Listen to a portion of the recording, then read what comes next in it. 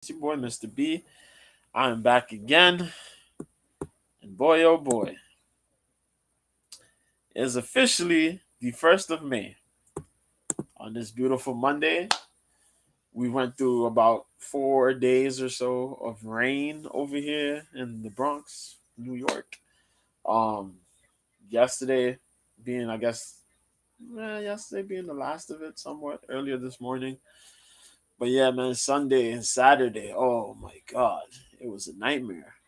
Um, but other than that, it's been good. I've been good. Well, I had to cook for church on Saturday night. I got caught in the rain. I thought I was getting sick. I got caught in the rain, super soaked. After watching the fights from Saturday night, I cooked. Didn't really sleep much. Went to church. Was falling asleep during service. Uh, but it was all good though. Meatloaf and mashed potatoes were the thing. Garlic mashed potatoes, nice meatloaf. It was all right. Um, yeah, it was bussing. It was bussing. Um, but yeah, man. Uh, I was super tired, so I was supposed to do this yesterday, but I just slept. I literally slept the whole day yesterday. After I got home, I chilled for a little bit, and then I just went to sleep, and I slept, and I slept, and I slept. But yeah, I'm home man today. Yeah, man. Yo, Yo, let me tell you something. What's up, Gary? What's up, Ted? Yeah, I really was. Yo, this lady. Before I started to talk about the fights, let me tell you this thing that happened. So I'm dozing off, right? I'm sitting in church. I'm sitting and I'm dozing off. I'm like in the beginning, somewhere in the beginning. No, no, no. The middle of church, the middle of service. I'm there like dozing. I'm dozing like, oh my God, I really got to fight this sleep. And in the middle, of church service, the pastor goes up. Pastor talks about we got to pray for the sick and the shut-ins. So she does the service. She talks about she announces the names of the people, you know. And one of these ladies, she's a member, but she's been coming a little bit more often than before. She would pop in here and there once in a blue, but she started coming in more often now that her son was in a situation, and they managed to find him, thank God. But she showed up, right? She's chilling, she's sitting there when they talking about the sick and the shut-ins. So pastor saying the names, and she mentioned one of the church members. So I'm there dozed off, right? And she turned around. She said, "Oh, did the person die?" I shot up from my sleep. I said, "Wait, what?" She's like, "Yo." She's like, "Did the person die?" I said, "Ma'am, they said the sick and the shut-ins. That's not dead people."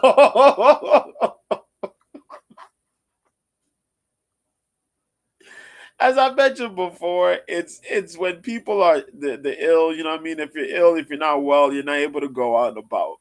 That's what you pray for. The people don't show up for church. You know what I mean? Who needs the prayer you pray for? You don't be selfish. You pray for others. You know what I mean? So that was just random as hell. Um, but other than that, it went well. So I'm gonna talk about last week. Well, the weekend that just passed. Um, Unfortunately, I was supposed to stream the Glory Kickboxing event. I didn't. Don't worry, I'm going to do that tomorrow. That's on my OK Live account, Mr. B, same name, same thing. Um, but I'm here to talk about the UFC event that took place Saturday. Song Yadong Song fought uh Ricky Simon. There you go. At UFC Vegas 72. So that event was pretty good. really fun event, man. Yo, it was a fun event. It was a fun event.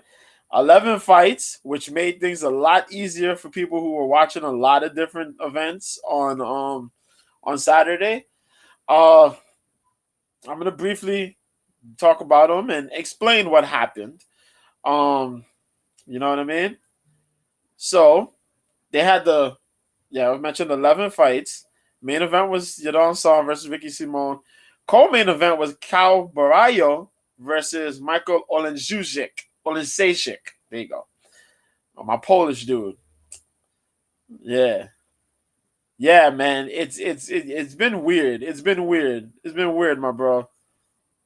I gotta figure. I told you if I can't get on there, I'm gonna use Twitcasting. I'm gonna switch up and go to Twitcasting.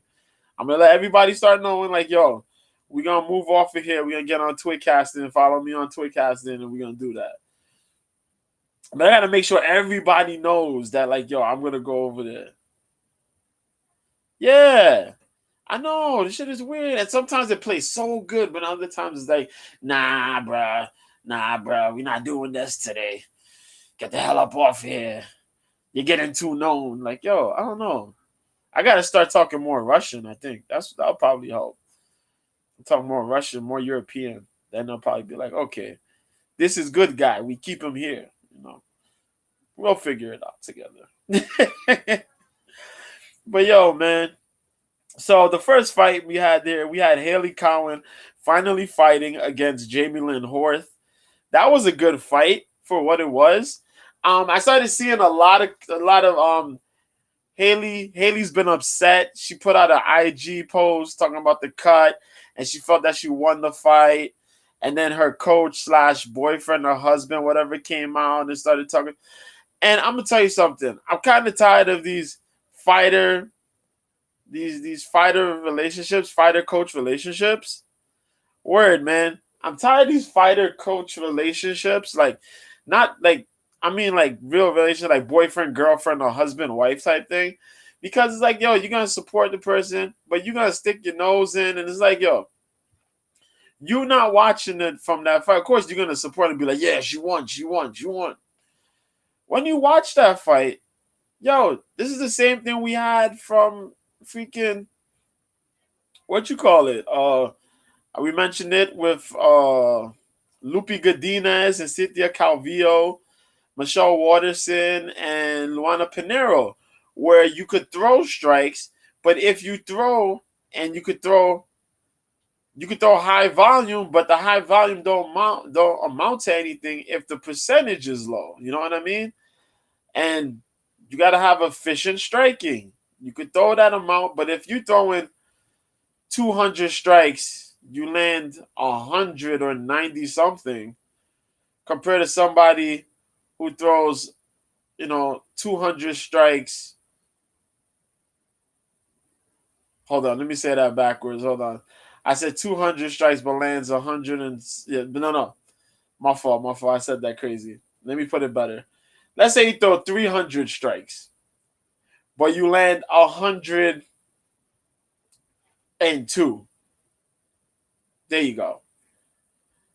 Compared to somebody who threw 150 strikes but landed 102 or 105.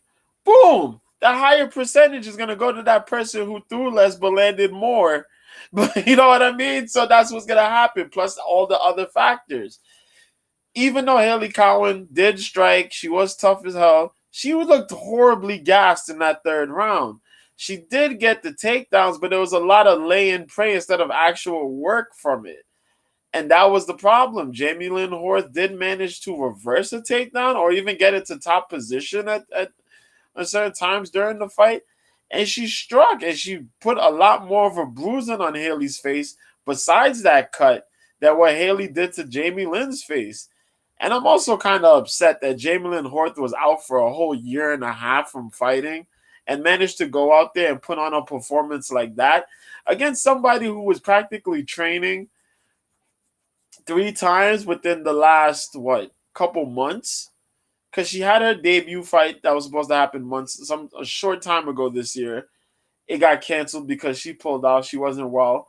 Then the rebooked it, but the opponent fell out. Then she came back over here and she missed weight on top of all of this. Yo, man, Haley got to figure things out, man. She got to figure things out, but Jamie Lynn Horth got the win. Then we had the second fight on the prelim card, on the prelim portion of the card. Marcus McGee, man, picked up a win in his debut against Journey Newsom.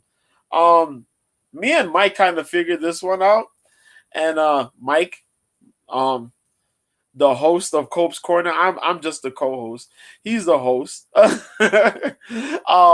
Cope's Corner MMA Fridays, 9 p.m. Eastern, 6 p.m. Pacific, on YouTube, Twitter, Facebook, and Twitch. Check that out when you can. Yeah. Yeah, man. It shows up on 3 or 4 of those places, if I remember correctly. Yeah. But yeah, man. Check that out. We out there. We out there. Get your bets and your predictions out there. We put those out there. Our predictions, bet picks, couple tips here and there. Share our opinions on the fight, breakdowns and whatnot. It's fun stuff. But yeah, man. Marcus McGee, MMA Lab. We talked about it. How those dudes are pretty well trained. Yes indeed. Yes indeed.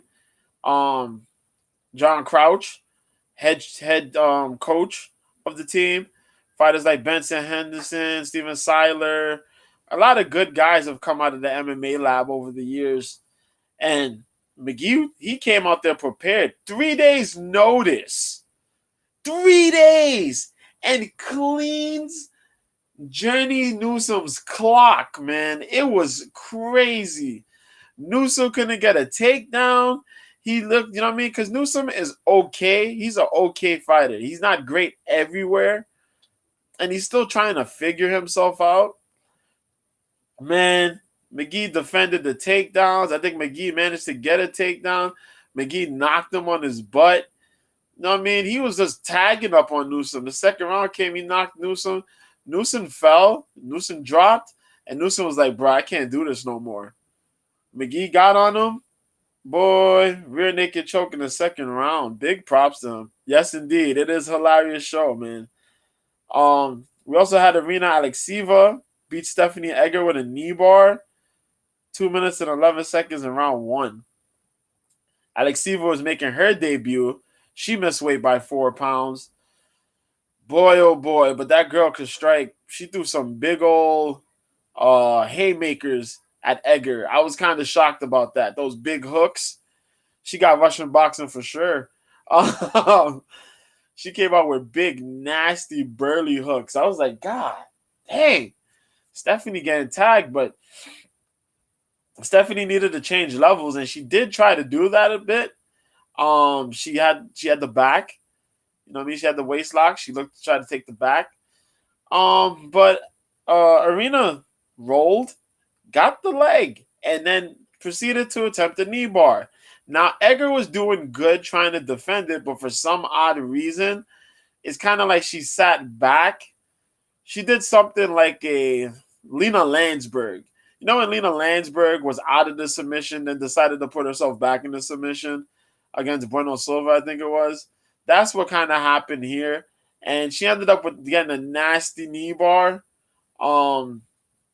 Yeah, I don't know. Stephanie had a good position where she could have tagged up on her and just climbed on the back and eventually would have been able to escape. But she managed to try to lean back and move forward over again. And Alekseeva got that leg straight up. And it looked like she did some damage because, yeah, that was ugly, man. But Alekseeva won. She had the weird-ass dance, but it is what it is. My dude Cody Durden got a win against Charles Johnson, man. And we mentioned that joint on the show. I mentioned that to Mike. Mike took Charles. I took Cody. And no disrespect, Charles Johnson is he's a good fighter. He's improved a lot on his takedown defense. And he could shoot some shots, man. Like straight up striking. He's very diverse in his striking. And he knows how to, when to put it on and how to put it on. It's just that Cody Durden's wrestling, man, is just something else. And that dude's just gritty AF, pretty much. Just went in there, climbed on Johnson's back, put the triangle on the body triangle, and just worked on the back. Just tried to get the hooks in, and had Johnson defending the submission attempts, and just kept wrestling and wrestling and wrestling. And then when they got on the feet, he even threw some really good shots at Johnson. Durden's boxing is improving a bit. I think it's no fault on Johnson, man. Johnson's tough as nails. I think it's just the activity I mentioned on the show on Friday, that Johnson has had about 4+ fights now in less than a year. You know what I mean? And it's like, yo, if you healthy, is cool, but you can't just be constantly doing this. Eventually, he's gonna catch up. Cowboy Cerrone, remember Cerrone took like 7 fights a year, and eventually it started catching up to him. So I just want Johnson to take a break. He got a child now. He got a child on the way, I think, or this child's born now. And just take some time, reflect on the things that's going on. Get some reinvigoration, man, and then come back and do some dastardly things in the cage. You know what I mean? But props to them, yo. Good fight, man. Martin Buday fought Jay Collier. That was a heavyweight fight. Martin Buday won. There's nothing really much to say about that. There was a lot of striking happening. Then there was a lot of clinch work happening. A lot of cage pressing going on. The third round got real interesting. Second and third round kind of got interesting, yeah. Collier was landing some good shots. He kind of had Buday's shot of rocked a little bit. Buday started landing these uppercuts in combination with his shots. Rocked Collier a little bit. Collier rocked Buday a little bit. But then was that third round where Collier kind of looked tired. And Buday is a big dude. I say Buday. He's just a big dude. Big old monster Russian cat. So you can't have that guy wearing on you after a while. And it's just his pace of fight, It's slow, methodical fighting. And he started lasering up Collier with some good shots and those uppercuts again. And then he managed to get Collier's back. Yeah. Because Collier kind of fucked up. And he got the back and started just pounding on Collier, man. Buday won. I don't know what else to say. The other fight over there, Trey Waters versus Josh Quinlan. This was the 6th fight on the card. Trey Waters wins by unanimous decision. Yo, I was horribly wrong, and I think many people were probably horribly wrong on this one. But what the hell, man? I keep talking about it, and I ignored my own advice. A simple jab could change a lot in a fight. I keep saying this thing, and I didn't even think for 1 second, like, yo, Trey could probably come in here and jab Quinlan's head off for freaking 3 rounds straight. This motherfucker he literally jabbed Quinlan's face for about 3 rounds straight. My God. Quinlan had no answer to get inside. I'm like, what? Quinlan didn't really try to wrestle. He didn't really try to initiate a full-on takedown, like a real double leg. He went for the waist attempt, you know what I mean? Or Trey would just push it up real quick. So it just diffuses the whole double leg, really. But Quinlan didn't even put enough enforcement into, like, yo, I'm going to get this beast mode takedown. No, bro. I'm like, what? Quinlan goes, and I'm like, yo, Quinlan got to step in. He got to step and try to use head movement to get away from the jab. You got to move away from the jab. If Trey got a power hand, force him to try to use his power hand because he's killing you on the jab. None of that. He literally moved forward. He tried to circle around and kept getting jabbed up the whole fight. Trey Waters, man, what the hell, bro? Yo, it was crazy. Exactly. He didn't know how to get inside. When things like that happen, you got to get off the center line. You got to hit an angle and then try to come out with your punches. You didn't do that, man. Even if you can't step outside the lead leg and try to throw punches, try to throw your hook over the damn jab or something. Didn't time none of it because every time he tried to strike, he got met with another jab. Yo, it was crazy, but big props to Trey Waters, man. He really cleaned up from his Contender Series performance.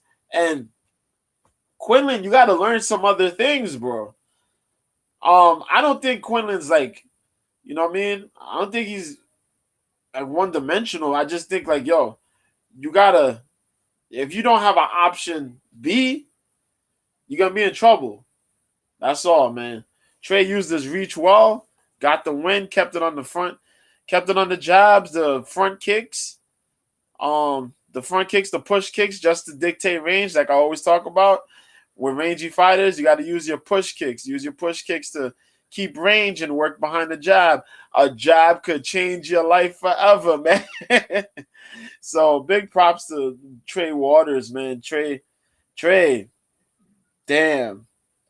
So yeah, that was the first fight of the main card. So the second fight in the main card portion of this fight, the main card portion of this card. There you go.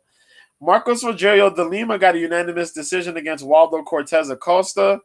Waldo's a tough son of a bitch. Seriously. But Marcos Rogerio de Lima, man. De Lima did good. De Lima tried to use the heavy shots, but used a lot more of the leg kicks. First 2 rounds, he did apply a lot of leg kicks. A lot of heavy leg kicks. Damn. Was messing Acosta's lead leg, but what's crazy about it is that Acosta was like, cool, I'm going to keep trying to jab and throw these overhands and shit. And he kept doing it. He kept managing to do it. And Rogerio was like, what the fuck I got to do to kill this guy? So Rogerio kept going out there, and Rogerio's meeting him head to head, trying to throw the overheads and the freaking hooks and shit. He tagged Acosta quite a bit, and Acosta tagged him right back. And they kept going like this for like 3 rounds straight. The third round was interesting because now Rogerio's like, oh my God, I got to really try to wrestle him. Rogerio did get a couple takedowns. That was pretty cool. But Acosta managed to get back up. That was pretty impressive too, considering Acosta's record. But the third round, Worley was like, what the hell do I have to do here? Because not Worley, Rogerio. Rogerio was like, what the hell do I have to do? Because Waldo kept on showing up. Waldo started turning up on that third round, and then it was just like it was like De Lima just said, fuck it, I'm just gonna hold this man. I'm gonna try to apply a couple some of this wrestling. I gotta stall him out for something, you know what I mean? But boy, Rogerio De Lima got the win. Acosta's a tough SOB.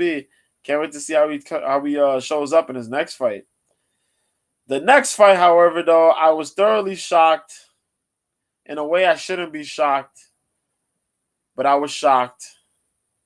Yeah, definitely Experience won that fight. I was surprised. I was shocked. I said, what the fuck? Julian Erosa got smoked in under 2 minutes by the debuting Fernando Padilla. On the show on Friday, I mentioned this fight would be a tough fight, but we thought that Julian Erosa would have the veteran instincts to win this fight. These guys were feeling each other out. After the minute, it became increasingly worrisome. Padilla started getting his shit in a little bit. And per usual, I didn't want to believe it. We seen it. It was happening. Julian Erosa took that one little bit off the gas, and Padilla connected. Oh shit. The next couple of seconds of that fight were the most nightmarish portions of that fight.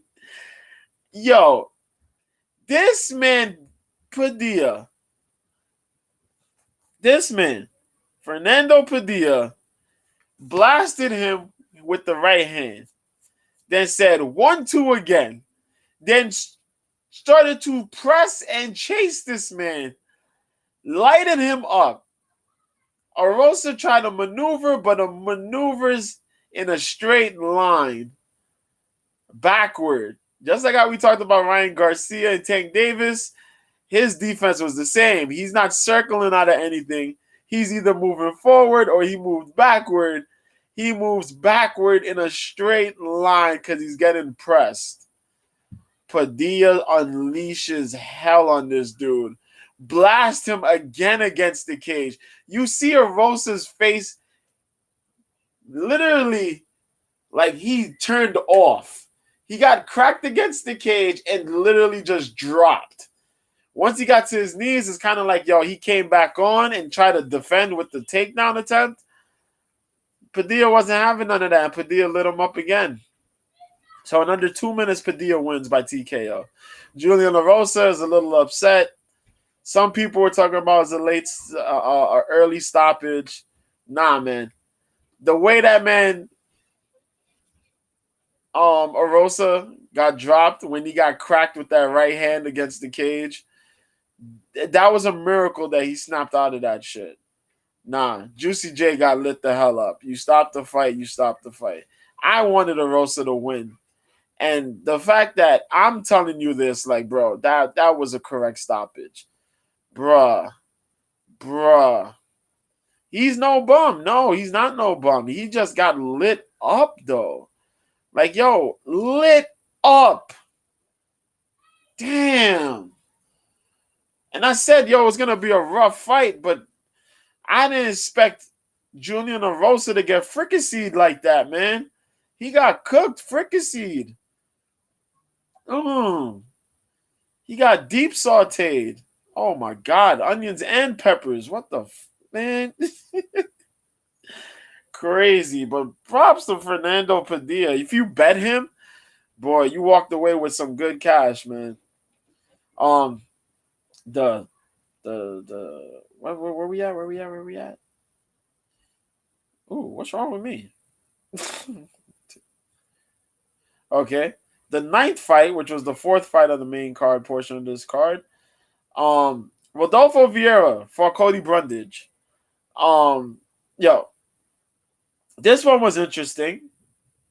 It was actually interesting. It was quite interesting. And before I continue, we got to go back to that Jamie Lynn Horth, Haley Cowan thing, where Haley tried to go for the takedown. I did not mention this.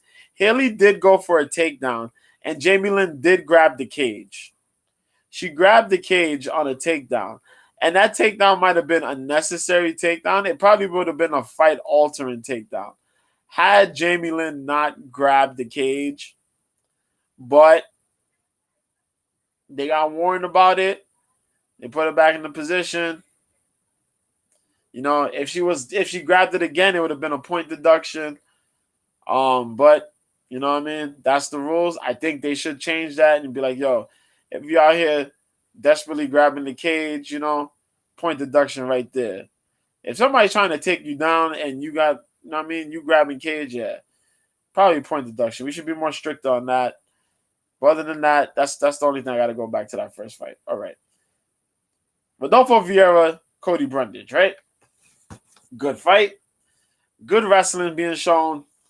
Vieira was out there. Cody Brundage was doing pretty good on the striking. Both of these guys, I think, are somewhat at the same level of striking.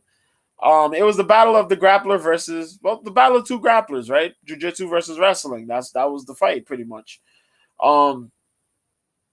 And Cody looked okay. You know what I mean? Cody looked okay. I think Cody was giving a little bit of a hassle to Rodolfo. in the early onset of this fight. Um, yeah, Cody struck a little better. He was defending some situations a little better, you know. I think he tried to wrestle with Rodolfo a little bit. Rodolfo was trying to get his wits about him somewhat. They got a takedown, if I remember correctly. The striking was okay, but I think Brundage kind of eked that a little bit. Second round came. Um, and Cody Brundage decided to put his brain on fucking autopilot because I don't know what in the world was this man thinking. Um, why in God's name would you attempt to pull a guillotine choke on a jiu-jitsu black belt? Yeah, I don't know if you know, but Rodolfo Vieira's black belt is high level black belt authenticity. You know what I mean? He's not just getting a black belt for some random scrubs. You know, Rodolfo Vieira has legitimately competed in jiu-jitsu for damn near the majority of his life, and you pulled a guillotine choke on this man. The worst decision he made. So Rodolfo gets out of this guillotine choke. Rodolfo is in top position, and Rodolfo proceeds to pound this man out, eventually leading his way to getting a damn arm triangle in the second round. Wow. Cody Brundage was truly disappointed in himself. He sat there. He had a really disappointed face. He looked like he was crying a little bit. No disrespect to Cody. I know that was just a off-the-wall idea. Somebody in your corner should have told you, bro, let go of that. Let go of that. You know, Fluffy Hernandez managed to get a submission win on Rodolfo, but that was at the expense of the fact that Rodolfo gassed himself out, you know, and Fluffy broke him. You didn't break the man. You know what I mean? You know what I'm saying? So it is what it is. So we had the co-main event. Kyle Barallo fought Michael Olejujic, and this fight was pretty cool. It was a lot of stand-up at first. It was stand-up, a lot of stand-up. Kyle was testing himself. Michal was throwing some really good bombs. He landed a couple really good shots on Barallo. Barallo took those well. Barallo tried to throw a couple good shots on his own. Eventually realized, you know, it was time for a level change. And he was looking for it. He managed to get a level change at the end of the first round. Second round comes. Now he's like, yo, we locked in. We got to look for this crazy stuff. Got to look for some things. We'll see what we do. He's out there testing himself. And I like that. Fighting Nerds, good gym. You mentioned that on the show, on Cope's Corner, that those guys that train at that gym are legit geniuses. Kyle Barallo went out there, lit up Olejujic a little bit again. Olejujic was looking to use the movement, try to boogie on him, and land the big shots again. But as I mentioned too, when you get taken out one time, you'll eventually get taken out again. Barallo managed to get that takedown, work in that takedown, get the back, get the rear naked choke. First finish in the UFC. Amazing stuff, Kyle Barallo. Kyle's out there now talking about, put some respect on my name. Put some respect on my effing name. He transformed into Birdman, which was kind of crazy. All of a sudden, I just pictured him with a bunch of tattoos on his face and bald-headed. Just talking about all three of y'all. Put some respect on my name. All three of y'all. But, yo, it was crazy. Kyle Barallo did his thing. Got the win. We'll see what happens now. He'll probably move up, get a good contender, fight somebody good. That's another person who's close, or maybe outside of the 15, maybe in the 15. We'll figure it out. I think he called out Derek Brunson. I think it was Brunson he called out. Yeah, but we'll figure that. We'll see where that goes, man. Who else are we looking for? Oh yeah, the main event. Yadong Song, Vicky Simone. Me and Mike both called this fight. As we said Yadong would get it done. Yadong got it done in the 5th round. TKO victory. This fight went extremely as we called it. take nothing away from Ricky Simon. Ricky Simon is a tough hombre, high level wrestler. Been competing, wrestling, and doing some jiu-jitsu stuff. His grappling is pretty cool. He's a fast moving dude. His level changing is pretty impressive. And he's leveled up on his boxing quite a bit. Yadong was just on a different level, man. Song is a young guy, but we also got to remember he trains in Team Alpha Male. All those dudes are just pure wrestlers, mainly wrestlers, and super boxers. You know what I mean? They got their own striking coach for the kickboxing aspects, but most of them are just wrestlers with heavy hands, man. And Yadong's song seems to embody that, but what's more impressive is that he's embodied that in the reverse form, kind of like how Cody Garbrandt has, or Josh Emmett, somewhat. I'll say Cody Garbrandt in reverse, anti wrestling. There you go, defending the takedowns and just keeping fights on the feet, where you just bang out your opponent. That's what he did pretty much. He did get taken down by Ricky Simon during the fight, though. But I think that was one. I think Ricky took him down once or twice. I think it was just once, but it wasn't enough. Yadong ended up defending a whole lot of the other takedown attempts from Ricky, and things just went downhill from there. Landing big shots to the head, the body shots, the kicks, kicking Simon's legs. That boy got some kicks, boy. He was tenderizing the legs, trying to kick the body, piecing up the head. That's the hand speed on Yadong was just crazy, and his angles were pretty dope too. Putting the punch combinations together, the striking combinations were just really good, and then just being able to drop Simone. You seen when the fourth round came, he couldn't do nothing else. You know what I mean? It was just he was just like, yo, it was like, my God, what are we gonna do here? And eventually he got dropped, he got beat up in the fourth, fifth round came, and Song just did his thing and got it done. That was it. The boy won. Amazing fight by Song. We'll see where Song fights. Who Song fights next? I think Song should get somebody a little above him. We'll see what happens. They probably do a rematch with Cheeto. Oh God, I would pay so much to watch another rematch against Cheeto. So watch a rematch with Cheeto. Because how mad Cheeto was then when they say he lost, you know. But we'll see, man. We'll see. Well, big props, man. You know, amazing performance, amazing to shut down the wrestling of Simone. That's something different. But yeah, we also had BKFC 41, and BKFC was, boy oh boy, the attention BKFC 41 got. Oh yeah, definitely interesting to see. Um, Considering that, let's see. Let's see. We can pull that up real quick. We'll pull that up.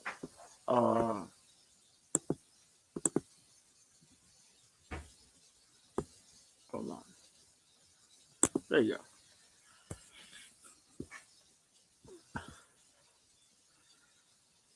Okay. Yeah. Song will still be at 8. So let's read who's above Song. So Song's at 8. 7 is Dominic Cruz. 6 is Rob Font. 5 is Marlon Vera. 4 is Peter Yan. 3 is Cody Sanhagen. 2 is Sean O'Malley. If I'm Song, I'm looking for the Marlon Vera rematch or try to take on Peter Yan. That's what I'm going to look for. If I'm Song, you could fight Vera in the rematch, see how good you do there. You know what I mean? And if you beat him, you move up the rankings, or you challenge to take Rob Font. Rob Font's a good fight, but Rob Font's a dangerous fight.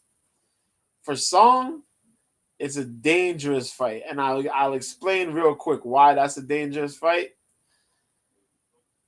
Song has to wrestle.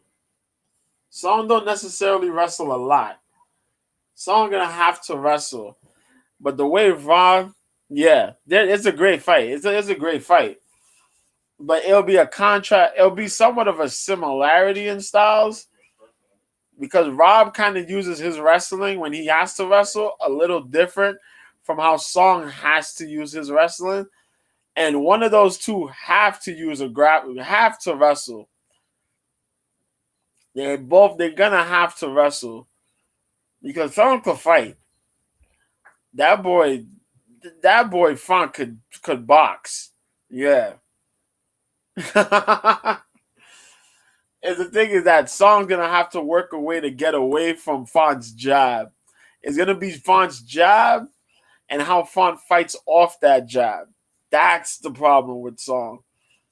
Song got fast hands and fast combinations, but Font got a way of disrupting a lot of that stuff from people, and it's gonna be forcing Song to try to get his wrestling back. And we don't see a lot of Song's wrestling, so it is a good fight. It's a dangerous fight, but it's a very good fight. That's very true. It's a really good fight. I'm just looking for fights like in his this, and I'm saying that Font's my boy, but I will say that though that is a dangerous fight to take. That's a dangerous. You know what? That's a dangerous fight for Song to take. That's a dangerous fight for Font to accept. I'll say that. That's a fair assessment there. It's a dangerous fight for Song to ask for. It's a dangerous fight for Font to accept. That's it. Because you look at Peter Yan, and Peter Yan, I don't know, Peter Yan's fight IQ has absolutely went to the doo-doo. That's all I'm going to say. His skills are there, but his fight IQ has just been, yeah, definitely. That's why that's my dude, man. He's one of the few guys that implement boxing tactics into mixed martial arts very, very well. He's one of the few guys who really do that well. And we forget, like he's boxing, but he also applies the kicks. He can throw some really good kicks in the mix, So, and I look forward to it though. I look forward to seeing what Song's next matchups are. A lot of people are crying for him to get Yan though, but Yan, yeah, I'll take Yan. I take Yan, man. The Yan fight would be dope. I think Yan needs a test to shake him out of whatever the hell's going on in his life. Because man, oh man, this shit is confusing. Not for nothing. Some of this shit is confusing, boy. Yeah, so on fire. But yeah, man, this BKFC card. Yo, this BKFC card was crazy. Crazy. There was a dude that got knocked out in 7 seconds. There was a 7 word. Yo, the 135 division will never run out of talent. That's all I gotta say. Yo, it will never run out of talent. That's the truth right there. 120, 135, and 145 will have talent running through the system for the longest. 155 right now, even though it's hot, because of the 15 in the rankings, that's what it is. Like the 15 in the rankings make it hot. 135 is like anybody could just magically jump in, and 145, bruh, boom. But yo, BKFC had a 7-second fight. It was like the second fight on the card. You could probably catch it on the prelims. The prelims were on the BKFC YouTube channel. Bruh, 7 seconds. It's one of the biggest highlights out of this whole card. This dude was knocked out on his feet with his hands ready to box and was still knocked out on his feet with his hands ready to box. He fell to the ground with his hands still ready to box. Oh my God, that was amazing. So the first fight, they had a dude named Mitch Seibold fought this other dude named Jack Wolbuggy. It was a corner stoppage in the first round. Um, then we had the 7-second knockout. Marcus Edwards beat Jay Jackson 2 minutes in round one. That was crazy. They had a women's fight that ended in a draw. I did not catch that. That was on the main card. That was the first fight on the main card. Then this dude, Mike Alvarado, he came out of here. Mike Alvarado's like an OG. He's like this OG fighter, man. Boxing record of 40-5. He's been in the game. He's been boxing for some years, bro. He decided that he was gonna jump out here, and try some bare knuckle. His last boxing fight was back in 2019, so it literally was 4 years since he been in a boxing ring, and he fought this dude named James Brown. Boy, was that ugly. That was ugly. It stopped in round two. Alvarado got lit up. He got lit up.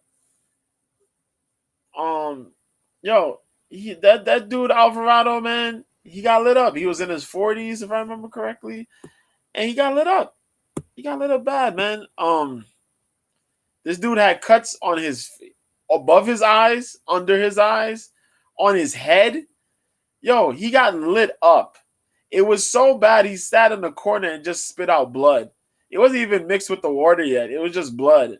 I'm like, bro, this is too much. After the second round came, and he got beat up more, they stopped it. They stopped it. And I'm glad they did. Alvarado had a good boxing career, but bare knuckles a whole different beast, like we be saying in the streams. Yeah, it was Mike Alvarado. Yeah. Mike. Oh, the dude that got knocked out in 7 seconds was not Mike Alvarado, but Mike Alvarado, the boxer, was, yes, on this card. Yeah. That Mike Alvarado. And he got beat by the dude James Brown, man. That joint was crazy. Yeah. To get him to come on this card was pretty dope too, man. Yeah, for people who don't know, he was like was it the light welterweight champ at one time? Yeah. Alvarado was a WBO champion at one point. Back in the early say 9 years ago. I think like 9 or 10 years ago, he was a double WBO welterweight champion, light welterweight champion. So yeah, to see him try to come out here and do his thing was pretty cool, but he got beaten up bad, man. He got beaten up bad. Yeah, James Brown did his thing. Really good movement around. He pretty much just worked him, man. He just worked around, kept it boxing, but using the aspects of bare knuckle with the clinching, but just really tied Alvarado up, man. It was good on Brown's part, and I'm glad they kind of stopped the fight when they needed to stop it. Alvarado was taking punishment. They probably could have been able to continue it, but they stopped it. Good call on their part, No need to give, some of these boxing greats further punishment, man. He tried his luck after, tried his thing after 4 years of being out. Yo, leave it. So, on the other fight, Brandon Gertz, longtime Bellator standout, Bellator competitor. Brandon Gertz showed up. Gertz came out here. I think Gertz was out here a while ago and on the BKFC card, but he had a fight stop due to a cut, which was bullcrap. And so he came on this card. Yeah, he came on here. He fought Christian Torres, and he tore Torres a new butthole, pretty much. Yeah, man. Yeah, I said it. Butthole. So what? Yeah, 1 minute 10 seconds in round one. Brandon Gertz got busy, per he says, usual.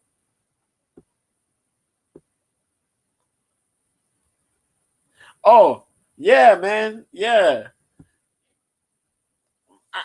I didn't expect it was him either, really, until what was it? I think the presser When I watched the presser, I seen it, and I was like, oh shoot, because they had some of them. Because BKFC does this crazy thing. They show a bunch of folks, you know. They have the main presser, but they also have like extra stuff that's going around. Because they did a lot of promotion for this joint, so you were able to learn about everybody if you just watched all the promotional video, not just from BKFC, but from like other people that were doing interviews and stuff like that during the week. You picked up on everything. So yeah, man, I was thoroughly shocked. I'm telling you, man. Who was it? There was one dude who came in here before that, but they picking up these pro guys, man. Pro boxers are coming in here. As our chat we had before, Gary, man. BKFC is picking up a lot of attention. A lot of attention. But yeah, man. Brandon Gertz came, lit up Christian Torres, got the stoppage in the first round. That was cool. We see Chris Camozzi get a win. Long time Chris Camozzi. UFC, was it Bellator? I think he fought a little bit in. I think he was in the PFL. I know he was in Glory Kickboxing. I mentioned that. Mentioned that on the show on Cope's Corner, and do something. Yeah, mentioned on Cope's Corner. Yeah, I like his striking. He was more the jiu-jitsu guy, but he's really better at his striking. He went up against Dan Spawn. Now Dan Spawn formerly tried out on the Ultimate Fighter. He was on the Ultimate Fighter twice, I think. He was on the Ultimate Fighter, then he was on the Contender Series. Then he fought in the PFL. Word. Yeah, man, definitely. Yeah, to be the world champ is crazy when you think about that. But it kind of shocks you, man. You see these guys, you're like, that's a world champ. That's a world champ going into a boxing fight, a bare knuckle boxing fight, where it's not like, okay, this boxer is going into an MMA fight. He's gonna get taken down and all this jujitsu. Nah, you're fighting on even ground. Now you got to make sure, like, my skills are honed in to beat this guy. And you lose, it's like, bro, that's crazy. Because some people don't lose their skills, man. And if you find a great like that, it makes the opponent go that much harder into training and preparation to face that person.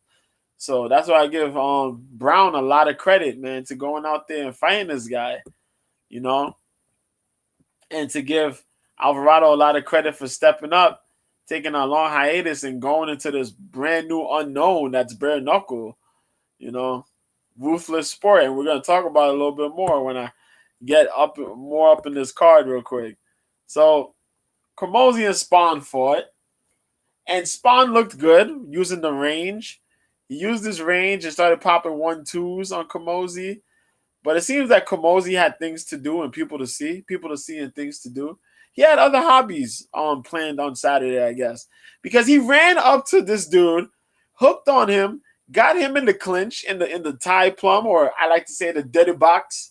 My homie Yoel Romero, if you look for his interview against when he was going to fight Israel Adesanya, he did the hands. He said dirty box, dirty boxing, dirty boxing, and he got real close. He got the hand over the head and started banging with these uppercuts, man. Oh, my God. He lit this man up. Spawn got dropped. Spawn got up again. Camozzi ran up at him again. Ah! Yo! Chris killed that man in the clinch, man. That clinch Thai plum. The dirty boxing clinch. Randy Couture's specialty. Let's say that. Because Randy Couture was known for that. If you don't watch MMA, I don't know what to say, but for all y'all who know Randy Couture, Captain America, yeah, that was his style. He get on you, use that dirty boxing, get real close, lock you up, and start banging on you, man. And he did it boxing, man. Did it boxing, yeah. And so he beat Spawn. Spawn got dropped again. Spawn was like, yo, I can't do this no more. That's it. Kamosi picked up that win. That was dope. Then we had the big boy fight. Ben Rothwell versus Josh Copeland. Copeland was the finalist of the 2018-2019 season of the PFL. I talked about this during the broadcast, but I think I talked about this last week. But for people who don't know, Josh Copeland beat Alex Nicholson going into the finals of that PFL tournament, that heavyweight tournament. Later proved that Alex Nicholson was on all the PEDs. He was on all the steroid. Was it Nostradalone and Tisapalone and he was on 3 different performance enhancers. Like all of them are the steroid kind. And I'm like, oh my God. I remember when they when they announced it and then they said, he's banned from MMA. I said, oh my God. I said, bro, you popped for 3 different steroids and you still lost to generic looking Josh Copeland? Bro, only in MMA, man. But Copeland won. He got to that finale, but he lost to Felipe Lins. Now, he was out for a little bit. He also had a domestic court case that happened, him and his wife, if I remember correctly. And so he was out of the limelight for a while. Came back here fighting Big Ben Rothwell, longtime MMA veteran. Started in the game when he was super young. These big boys just threw bangers through. All I can say is that that's what this fight was about.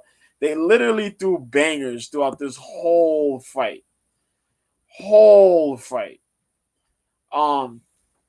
It got real ugly. It's the second going to the 3rd round because Rothwell started fighting that dirty boxing style. Word. Seriously, man. Big Baby Miller had the EPO, but geez, bro. Oh, man.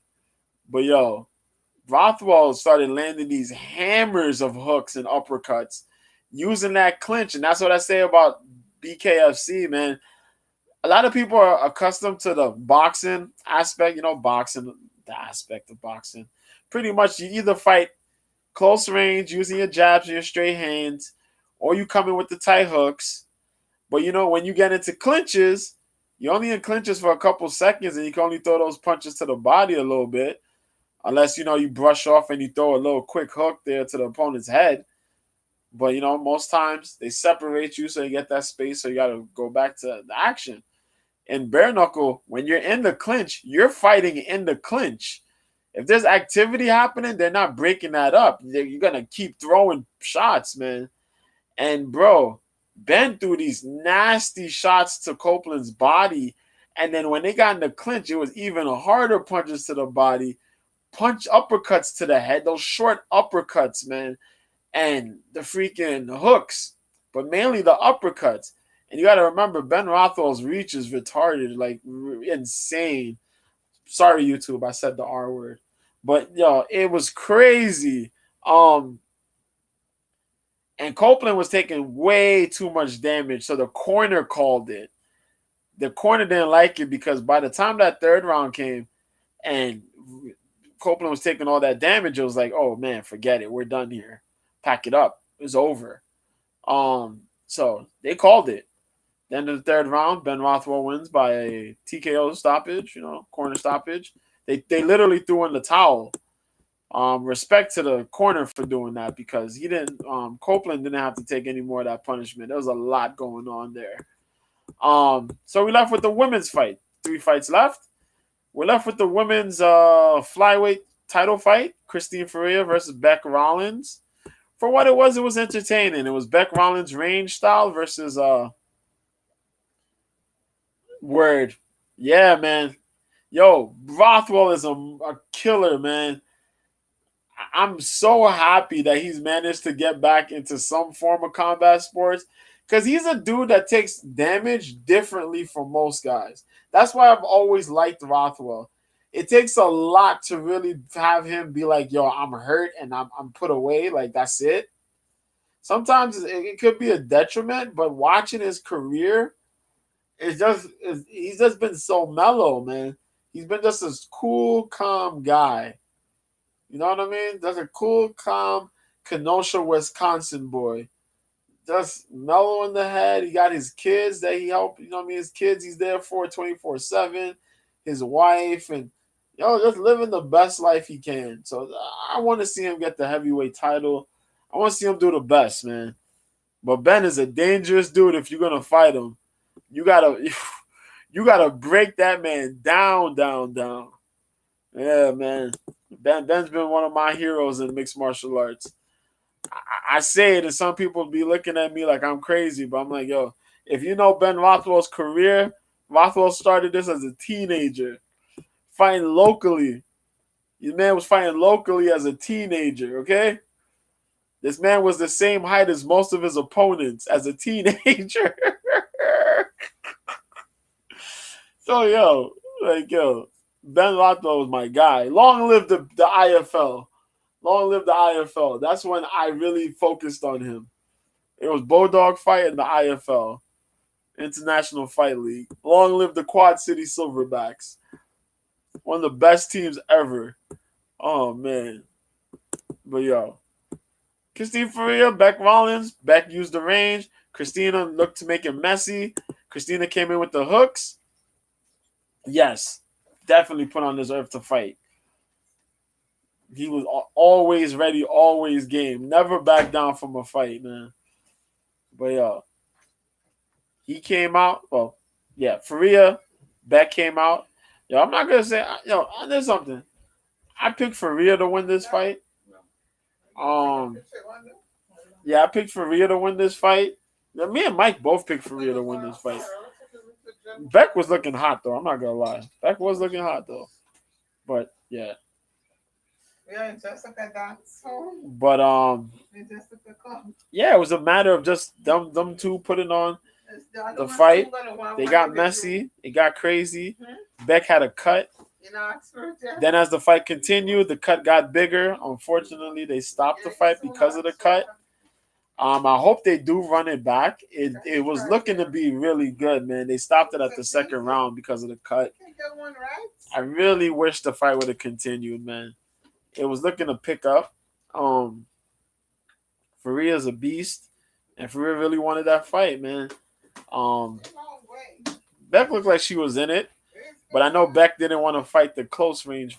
You know what I mean? She didn't want to fight that mid to close range type fight with Faria, because Faria could bang, man. But Faria was getting tagged up by the jab and straight right hand. It was some good stuff. It was some good stuff going on between the ladies, but it ended unfortunately with the cut. It left us with two fights now, and boy, that co-main event: Eddie Alvarez and Chad Mendes. Oh, boy. Talk about losing all your adrenaline after watching a fight, man. Eddie Alvarez, the Underground King, Chad Money Mendes. Both these dudes coming in at near welterweight, nearly 170. And it's crazy. Chad fought as small as a featherweight. Eddie Alvarez has been a lightweight in most of his career. So, just to see these two guys as big as they were throwing down was insane. But, what a fight, man. Mendes dropped Alvarez. Alvarez drops Mendes with a jab, a well-timed jab. Then it was like, oh, okay. Eddie's feeling himself now. Eddie put the boxing chops, put that Philly, you know what I mean? That Pennsylvania boxing to work, And I'm like, wait a minute. Can Eddie do this? But I'm like, nah, Chad's going to get at him. And I picked Chad. A lot of us picked Chad. And Eddie Alvarez, man. Eddie Alvarez went out there, got another knockdown on Chad. So it was like, oh, my God. In between this, we had the boxing, the clinching and the boxing. But it was really like good technical boxing coming from Eddie Alvarez. Chad Mendes was being technical too, but it was a little bit of some jabs trying to throw a lot of hooks. He was trying to land the hook on Eddie Alvarez. I give credit to Eddie because Eddie was trying to throw this hellacious uppercut. This right uppercut he was trying to throw. Like he wanted to put Chad Mendes away during like the third and fourth, like the third round going forward. He wanted to put this man away. And and he kept trying to throw, and he connected a couple times. But Mendes ended up dropping him in the fifth. So I was like, oh my God, are we gonna get a sixth round? I was praying, please, let us get a sixth round. Let us get a sudden death round. Let us get a sudden. Let us get it. Let's get that one more round. Nah, they gave him to Eddie Alvarez, man. Eddie Alvarez got the split decision, and I'm not mad at it. I was, in a way, I'm happy to see that Eddie got a win, man, because Eddie's going to try to continue this going. Chad Mendes announced his retirement from combat sports, and really good career Chad Mendes had. He never got to win the title, which I'm kind of disappointed about, but he fought some of the best. He's being some of the best. He got to be in the ring, in the cage, with some of the elite, man. Really good career. Hope he just, keeps hunting and do what he's doing. He got a lot of business ventures that's been going on. A lot of his hunting stuff that he's been involved in has been pretty high grossing, to say the least. He sells a lot of hunting equipment and shows the hunting videos. He's out there hunting wild animals, eating the wild animals, and forming into some mutant. But yeah, man, Eddie Alvarez gonna try to continue. Good start in the right direction for him since that the whole dealings with one man. One was just a headache for him, I know. But yeah, that happened. And then we had the main event.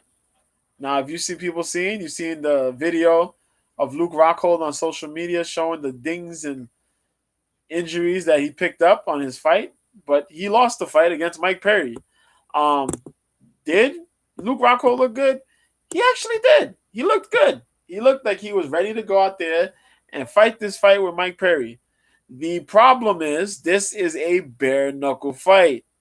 It is a lot different when you fight in bare knuckles compared to when you're fighting with gloves.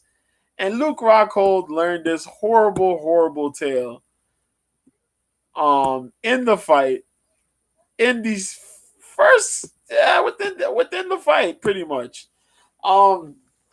Perry came out there looking to bang on him, and Perry has this crazy way of fighting, and he kind of embodies bare knuckle, and I think like he's set for this. Like when Artem Lobov jumped into this, Artem was set for this. Jason Knight, Artem Lobov had the trilogy fights, they were set for this. Mike Perry is made for this. Mike Perry could be the flag bearer moving forward. He could be the ambassador. Like, we had Chris Lieben do this, and Chris Lieben looks fantastic in it, bro. But this guy, Mike Perry, being a guy who was in MMA, was known in MMA, and then comes in here and not just trash talking, but also being really humble about it, but being hilarious and making you want to see his fights. Yo, good pick, man. Good guy to be up in here. But yo, he fought Luke Rockhold, and Luke Rockhold looked pretty good early. Luke Rockhold was putting the jab. Luke being a southpaw, I thought was gonna be a little detrimental to Perry. He landed, Luke landed a couple of these left hands. And I mentioned this last week about the left hands of Luke Rockhold, because even though Luke might have never really boxed like that, Luke has a devastating left hand. His straight left hand is like monstrous. And he caught Perry with a couple of them, and Perry had to back up like, yo, what? I think, yeah, he got rocked by one of those lefts. Big left hands from Luke, the straight left. But Perry makes this fight messy by going to close in, throwing the nasty hooks to get the clinch in. And once he got the clinch, He's railing on Rockhold's body, knocking up his head. Yo, Perry just gets medieval in that clinch. And the second round came, boy, Perry poured it on. And eventually Luke Rockhold is complaining like, yo, I'm not feeling this. I'm not feeling this. Rockhold got his tooth broken, his lip ripped, and that was it. He was like, yo, I can't do this no more. That's it, man. I'm out of here. They stopped the fight. He turned around like, yo, I stopped the fight, man. Luke, yo, that just shows you, man. Luke Rockhold has been in mixed martial arts and combat sports for some time, and he's been in some wars. Jumping into a bare knuckle fight with no clue on what to expect is not for everyone. It's definitely not for everyone. And for everybody that says, oh, this is an MMA guy, he's going to go into boxing, this is easy. Nah, man. When you don't know the unknown and you jumping in, ain't no telling what's going to happen. And Rocco learned a little bit of the hard way. I know he's going to get paid nice, which is always cool. He wants to try to continue this run in other sports. I don't know if he's going to come back to bare knuckle, but he says he's going to try his hand somewhere else. I hope it's the PFL. He's still a free agent. I hope it's the PFL. Try to chase that $1 million in the middleweight division. Is he going to go Scott Coker and Bellator? We don't know, but we'll see. And that was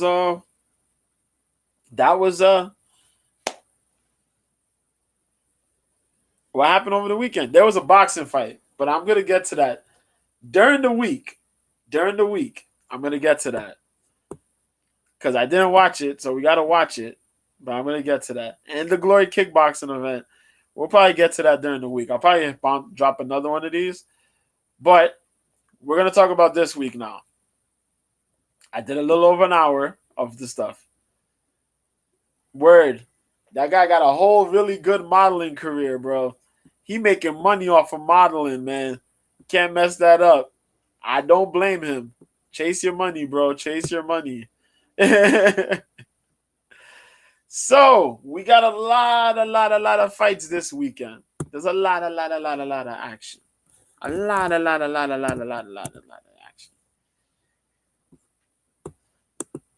There's a lot of MMA stuff going on. There's some big boxing happening. I'm here to tell you about it. There's Rising that's going on. There was a Rising event on Saturday. That happened on Saturday, I think. Saturday or Sunday. I'm going to try to fit that in because I know a lot of my peoples on OK Live never really watched never really watched Rising, any of the Rising Federation fights. It's been a while. I did not stay up. I went to sleep. They had one last weekend. They're going to have one this weekend. I'm going to try to stream last weekend's one on the stream during this week, probably Thursday. We could catch that. It will be cool. But that said, there is one this weekend. Will I catch that one again on the time? No. I'm going to tell you right now, I'm not going to be able to. So we'll catch it sometime during the next week. Gotta be honest here, man. Gotta be honest. It's gonna get crazy. It's gonna get crazy. This week will probably be okay, but the following week is Mother's Day weekend, and I'm gonna be cooking for church again. So, yeah, my priorities are gonna be a little fuzzy coming that Saturday, May 13th. Yeah, my priorities are gonna be a little crazy. But yeah, we're gonna watch Risen. Yeah, we're gonna watch it. Risen, Rising. I'm still confused on how they be saying it. I say Rising because Rising sounds a lot cooler. But yeah, man, we're gonna be watching that. We're gonna watch that Thursday for sure. So yo, check this out. We got MMA on Wednesday. My favorite ladies promotion, and hopefully it'll become yours too. Invicta Fighting Championships got a card, man. Invicta FC 53 is this Wednesday. Jillian DeCourcy, man, is going to be fighting Rayan Dos Santos for the Invicta Fighting Championships Atomweight title held by one Jillian DeCourcy. Jillian won this title after beating Jessica Del Boni, right? Yes. She fought Jessica Del Boni, beat her in the first, was it the first or second round? Amazing performance. Word. On which card? On which card, Gary? The Risen card? The Risen card for last week? The Risen card for last week is a couple of old names. If you know some of the old folks, there's some old names on there. One name that actually popped out on that card, surprisingly. Hold on, I got you real quick. There was a name, yeah, on that card. Hold on. There was a name that just popped. When I seen it, I said, "Bro, really?" And it was my guy. Here we goes. No.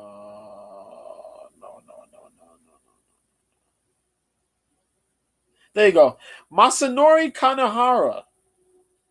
For people who don't know Masanori Kanehara was a dude who was been fighting up in Japan for a long time.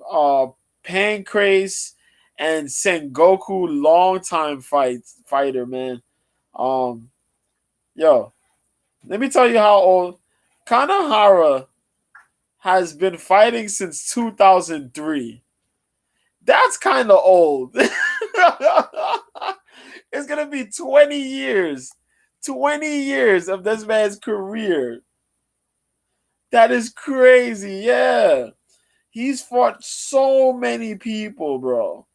Throughout his years, it's just nonsense. It is just straight up ridiculous. He even made a show on the UFC. He had a chance to fight in the UFC. He fought he actually had a somewhat run. He beat Alexis, but he lost to Michael McDonald, submitted him. And then he had that split decision of Rani Yaha. And then he went right back to Japan, man. And, yeah, he picked up a win. Yeah. Bro, this shit is crazy. Yeah, so Kanehara was on this card. I talked about Mei Yamaguchi from One was on this card fighting Kana Asakura. And Kana's another long time fighter from Japan. And for people that know Kana Asakura was kind of like the big deal in Japanese mixed martial arts. She's been fighting for quite a bit. Give or take like close to 10 years, like close to a decade. But she's fought quite a bit of names, man. And her style is pretty dope. I like her style. She kind of implements her style on what's my girl's, man? Mega Megumi Fuji. Yeah, so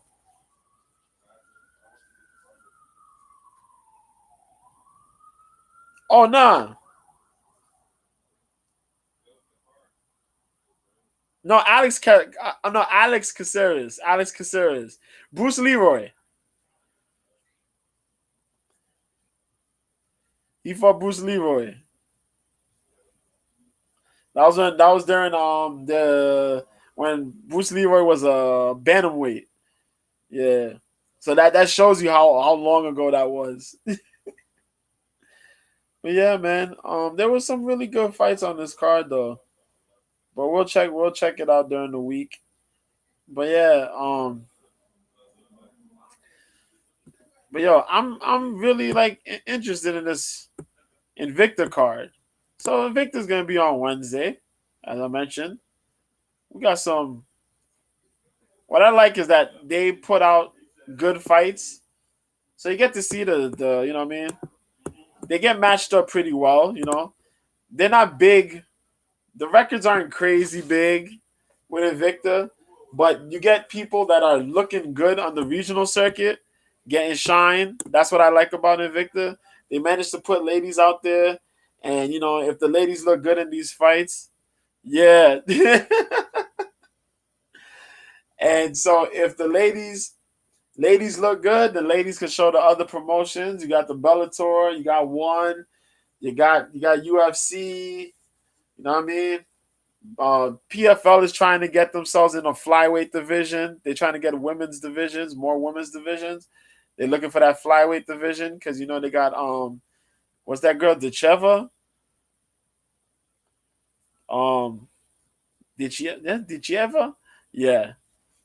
They got her over there. She's gonna be fine as a flyweight, so they're gonna look for a flyweight tournament possibly. They could do something good with some strawweights, man. So I hope they look and see, man. I think UFC should get an atomweight division, but that's just me. A lot of people think that too, but we got to see. You can't just be opening divisions. You got to see who's out there in the water to be getting into these divisions.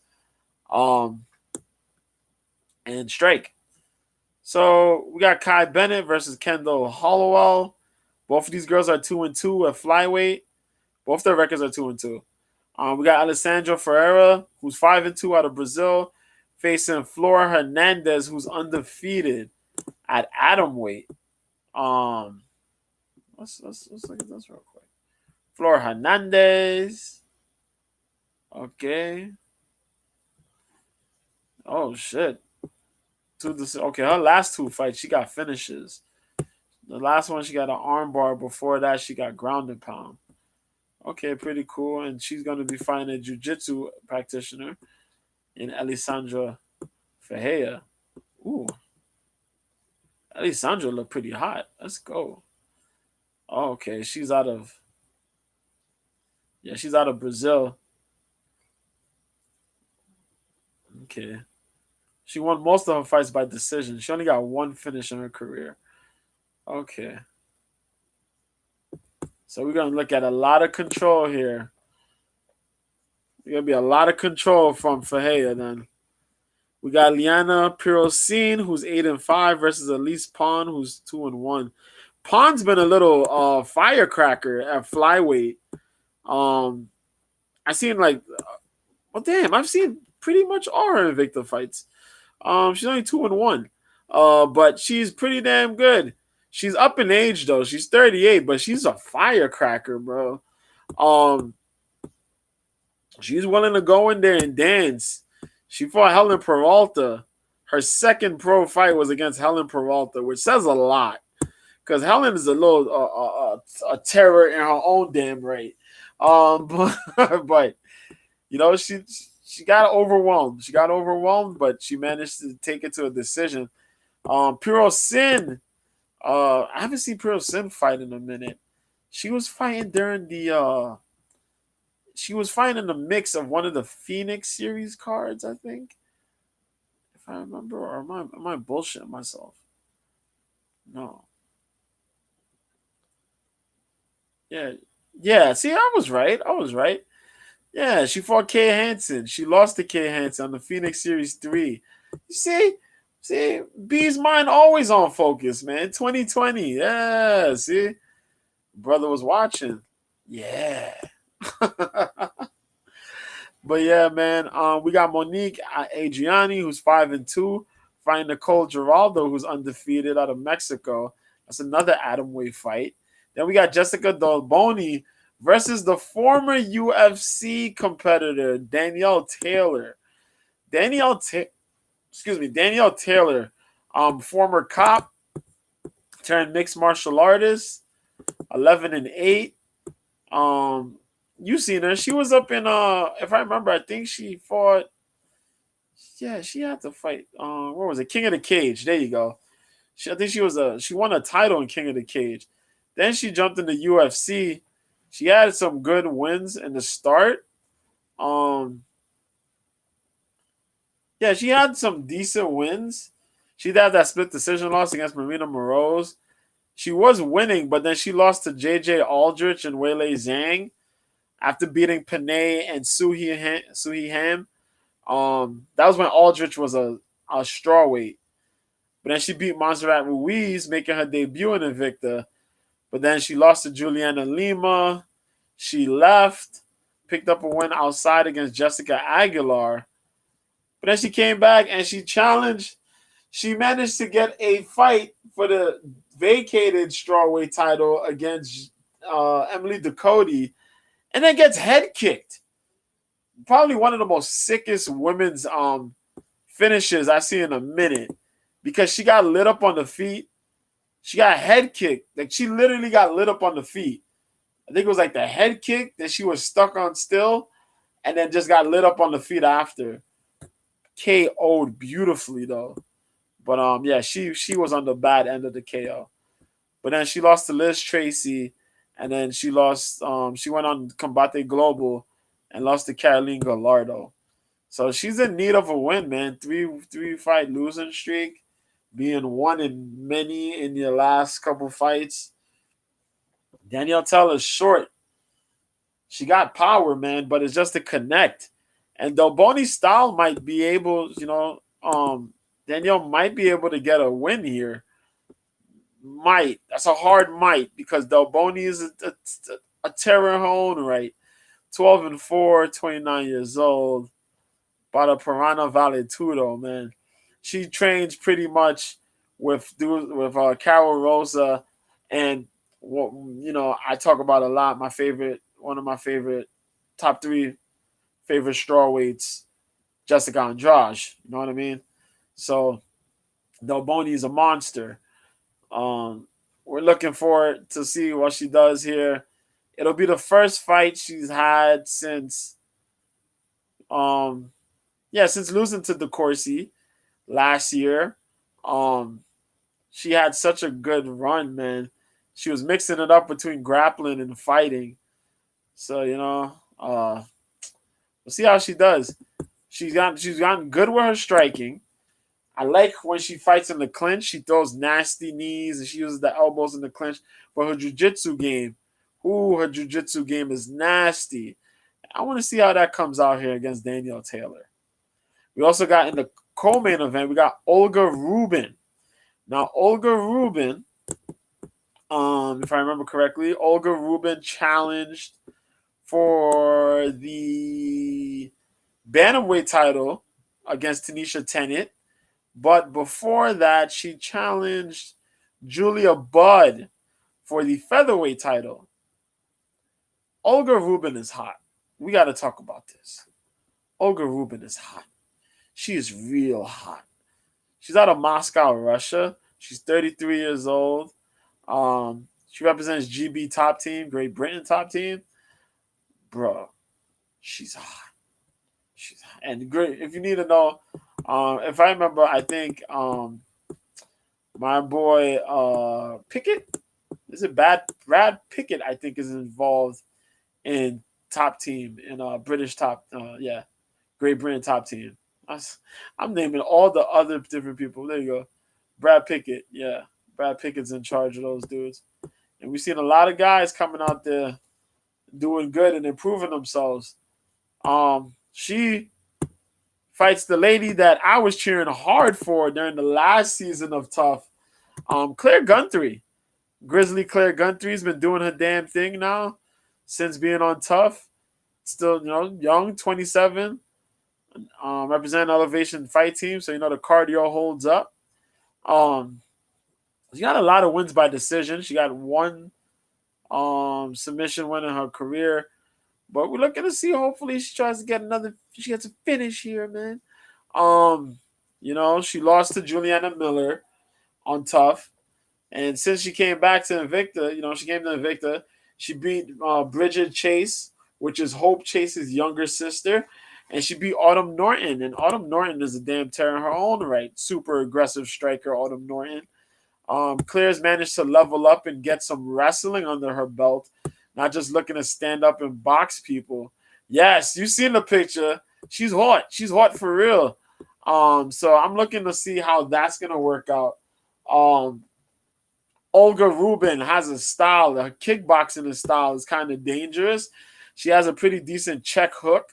Her body work is pretty good, and she likes to mix it up with the wrestling. But she likes a lot more to stand up.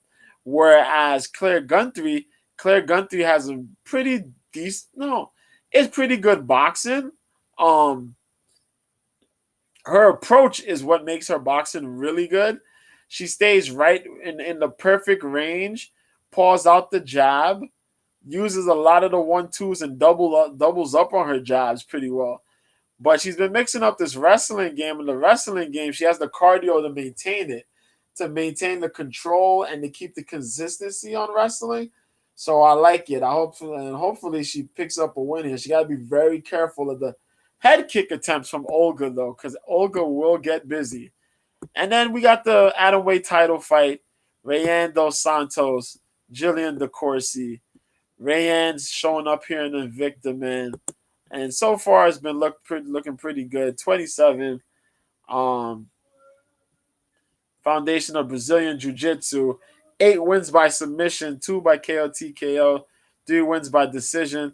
She's been knocked out or technically knocked out once. She's been submitted once. She's lost 4 by decision. But she beat the Katie Saul, who's like somewhat of an OG out of Canada. She beat her. And she beat Victoria Carolina. So that's her 2-fight win streak. But she lost to Denise Gomez, which you guys kind of know Gomez because Gomez is now in the UFC. But she racked up a 4-fight win streak outside of there. Yeah. So she's pretty solid in her jiu-jitsu game. The striking is slowly building up, but there's a lot of grappling, and I guess that's why they put this fight up here, because Jillian DeCourcy is the wrestler out here for sure.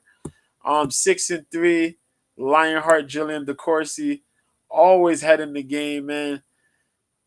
38 years old, fighting out of Queens. She was born here in New York, so I followed her like a while ago. There were people who were following her long before I was, though. But I was like, damn, that's my New Yorker. I got to follow her. It's only right. You know what I mean? So that's my thing. If you're New York, got to represent.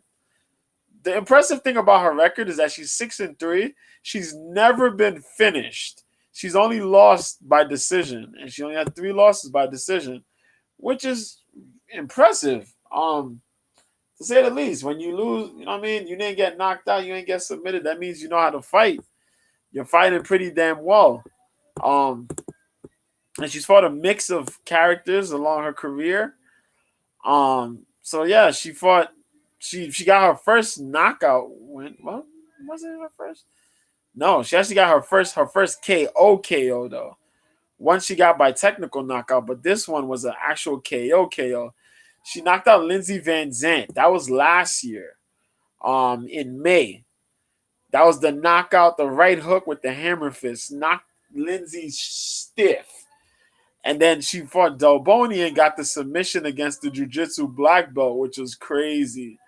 Rear naked choke round 1. And so, Jill DeCourcy, man, she's been out here training with the Ring Sport Muay Thai team and with Long Island MMA. We'll see how this goes, but this is a good matchup, man. Watch, because it's always entertaining to watch the ladies fight. They put a little extra oomph and aggression into their fights, so it makes for good stuff to see, man. I love it. It's Wednesday, so either you could catch me on OK Live, Mr. B is the account. Look for me on there streaming it. If not, you could just go right on YouTube. 8:30 Eastern, 5:30 Pacific. 8:30 Eastern, 5:30 Pacific. Go on YouTube on the Invicta FC channel and catch that. Watch that whole thing. You can watch it right there. You don't got to go and hear me commentate over the video. You can just watch it there and hear the, what's my dude's name? TJ DeSantis, and the broadcast crew of TJ DeSantis, Julie Kedzie, and I forgot homegirl that's on there too. But Megan Anderson, and the new girl that's been there for quite some time now. I forget her name. But you know what I mean?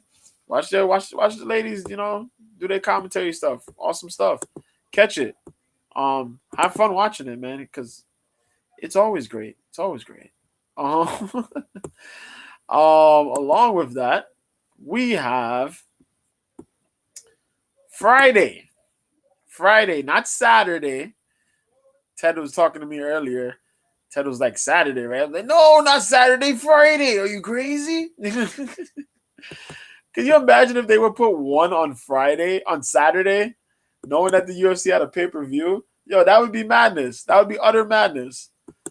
So I'm glad it's gonna be on Friday. That's why we talk about it. Cinco de Mayo, Cinco de Mayo, Cinco de Mayo for the family. Yo, it is gonna be an amazing card as one brings to you one fight night 10, Johnson versus Moraes 3, live on Amazon Prime. I will be out here streaming that because we have to do the podcast too. So you'll be hearing me do podcast stuff while watching this fight. And I hope you're there to watch this fight with me too. I will be there though. Yes. So we got 7 MMA bouts, 2 grappling bouts, 2 Muay Thai bouts. And this is headlined by the trilogy bout between one former UFC flyweight champion, Demetrius Mighty Mouse Johnson, as he faces the somewhat long time one flyweight champion, Adriano Moraes. Pretty damn dominant and pretty huge, man. The co-main event, boy, Rod Tang comes out here facing Edgar Juarez Tabarez. Kind of sucks because Rod Tang was supposed to fight a while ago, and the fight got canceled because Rod Tang kind of got injured. So Rod Tang's out here fighting this fight now.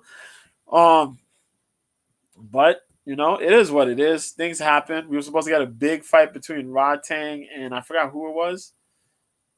Was it Rod Tang and Nang O? What were we supposed to get? No, it was Rod Tang and somebody. I forgot. Jesus, shame on me. But yeah, Rod Tang is gonna be on here. Should I go see who the hell Rod Tang was supposed to fight? Oh my god, I'm stupid. Hold on. If you guys need information, I am looking through Topology. Topology gets, checked up. There you go, Superlek. He was supposed to fight Superlek. And that fight got canceled. There you go. It was Superlek he was supposed to fight. And Superlek annihilated his opponent. So we're going to see if the young man, Rod Tang, the Iron Man, will do the same thing against Tabarez here, who's just coming in. Somewhat late notice. Not a late notice, but enough time to train and figure out. Muay Thai is kind of a different beast compared to mixed martial arts, depending. Because some of these dudes that are Muay Thai guys, they just be like, yo, I'll fight that fight. Let's go. So it's like, oh my God. Those guys are monsters. Yeah, the pay-per-view is Friday. So people, Friday, Cinco de Mayo, one fight night. I wish Canelo's fight was on Cinco de Mayo. That would have been nice. The exact 5th Friday. You know what I mean? You could have had that. That would have been cool. You know what I mean? But no. But I digress. We got 2 prelim fights on the card. Lowen Taines, who's 11-1. Oh, Lowen Tainanes. There you go. Fights Ye Yun Ok, who's 16-4. This guy, Ray Yun, if I remember, this is the dude that had beat Eddie Alvarez during Eddie Alvarez's short stint. Yes, he did. He did. He beat him. Damn it. He beat him by unanimous decision back in 2021. Yes. Beat Eddie bad, man. That was not cool. But it was okay, though. I'm over it, right? And Kairat Akhmetov, who's 29-2 out of Kyrgyzstan, is fighting Reese McLaren out of Australia, 16-8. Reese McLaren is a flyweight. They do have the hydration type thing. So if you ever see the fights are like they say like the fights are at a weight class, know that the weight class is one division less. They just have that hydration thing. So it just shows up one weight class bigger than what they really fight at. Don't panic. Um, but yeah, so we got Jackie Buntan, who will be fighting Muay Thai fight against Deandra Martin out of Australia. This should be fun. Jackie Buntan is a very aggressive kickboxer out of Redondo Beach, California. Yo, Jackie be doing her thing, man. I like her fights. We'll see how Martin does. We got Tyro Tolo versus Heiner the Leader um in a grappling competition. Yes, Heiner the Ritter, the former double champ at middleweight and light heavyweight. But he got his shit rocked in the his last fight out.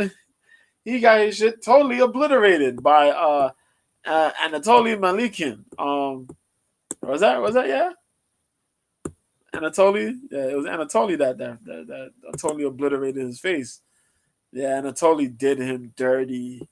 Yes, Malikin, yes. Anatoly broke him to pieces. That's the death, you know what I mean? That's the frightening thing of being super one dimensional, that when your one dimension doesn't work, you're asking yourself, what can I do next? And you're like, well, problems. And so that's what happened his last fight. But still, all jokes aside,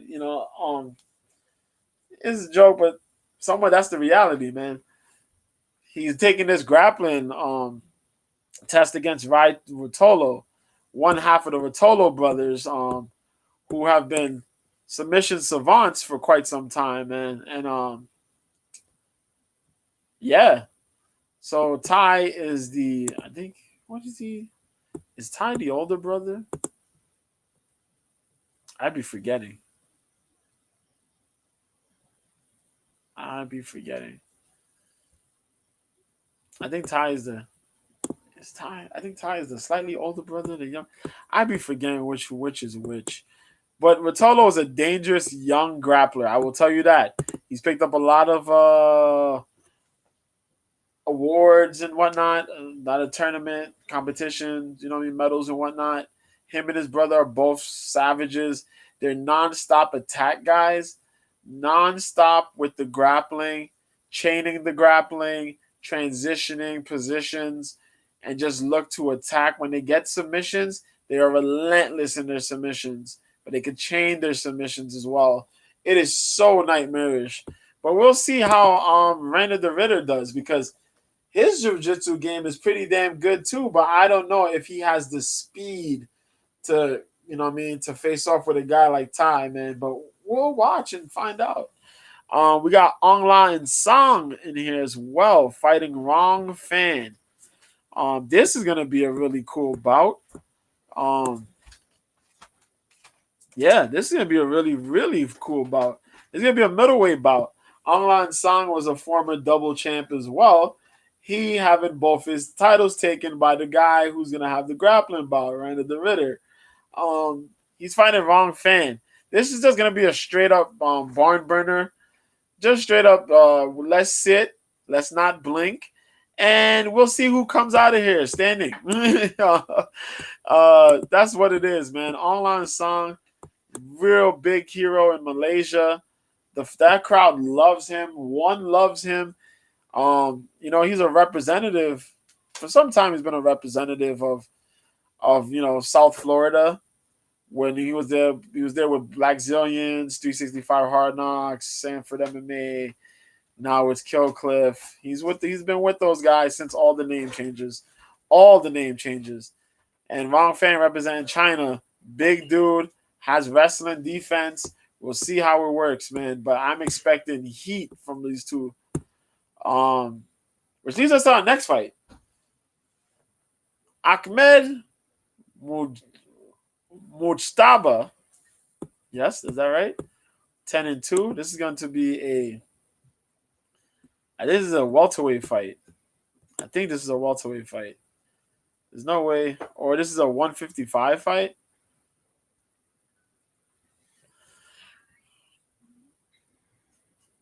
Well, anyway, the last time this dude fought, he fought at featherweight. So this has me questioning some things.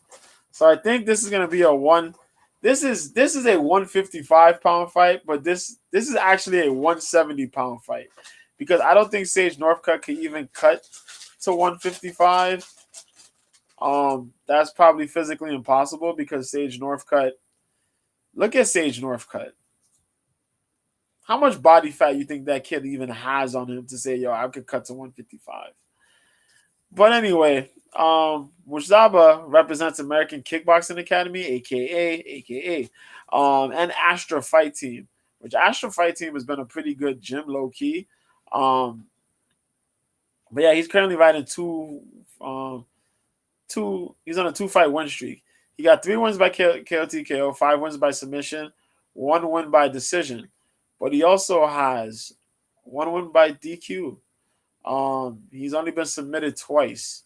So this will be a good fight of, is this guy going to wrestle? Find his way to wrestling to get on the man that he's going to face? Super Sage Northcutt. Super Sage Northcutt. Yes, he's back. He's back. Another dude. Another dude who should be modeling. Oh my God. Another person that should be modeling here. I'm sorry, that's my sister in the background. Jesus Christ, it happens. I'm so sorry. But Super Sage Northcutt, yo, representing Team Alpha Male. We haven't seen this dude fight in a while, man. And it's crazy because now the last time we seen him fight was in 2019, and it's 2023. He is now 27 years old, people. He was supposed to fight Shinya Aoki 2 years ago, but that fight got canceled. So he's had 4 years to improve and see what he can do. He's matured now. He's part of Paradigm Training Center, but also Alpha Male. 5 wins by KOTKO, 3 wins by submission, 3 wins by decision. He's been knocked out 1 time. He's been submitted twice. His 1 lone knockout is at the hands of Cosmo Alexander. That horrific fight, which was his last fight, broke his orbital completely. But dude has a crazy good kickboxing style, man. Represents Texas. But yo, that's a boot-wearing, God-fearing American right there, man. But Super Sage Northcutt, man, I'm really looking forward to see how he does in his return here. This is one of the guys that fought in the UFC. He was one of Dana's hopefuls, when Dana started bringing in all the younger talent. Dana brought him in. He brought Paige Van Zandt in. He still had Connor there, and he was trying to nurture these fighters to be his next crop of big-time fighters, Connor managed to do his thing still, but Sage, unfortunately, and Sage and Paige didn't. But, we'll see what he does here. This is going to be striker versus grappler, but we'll also see if Sage brings some grappling aspects here as well. We also have in the 170 welterweight fight, Sebastian Kadistan, former 1 welterweight champion, one of my favorite fighters on the roster because his KO power is ridiculous. Out of Sweden. Facing the debuting Roberto Soldic. Boy, oh boy. RoboCop. Another man out of the Bosnian area. But he is a terror.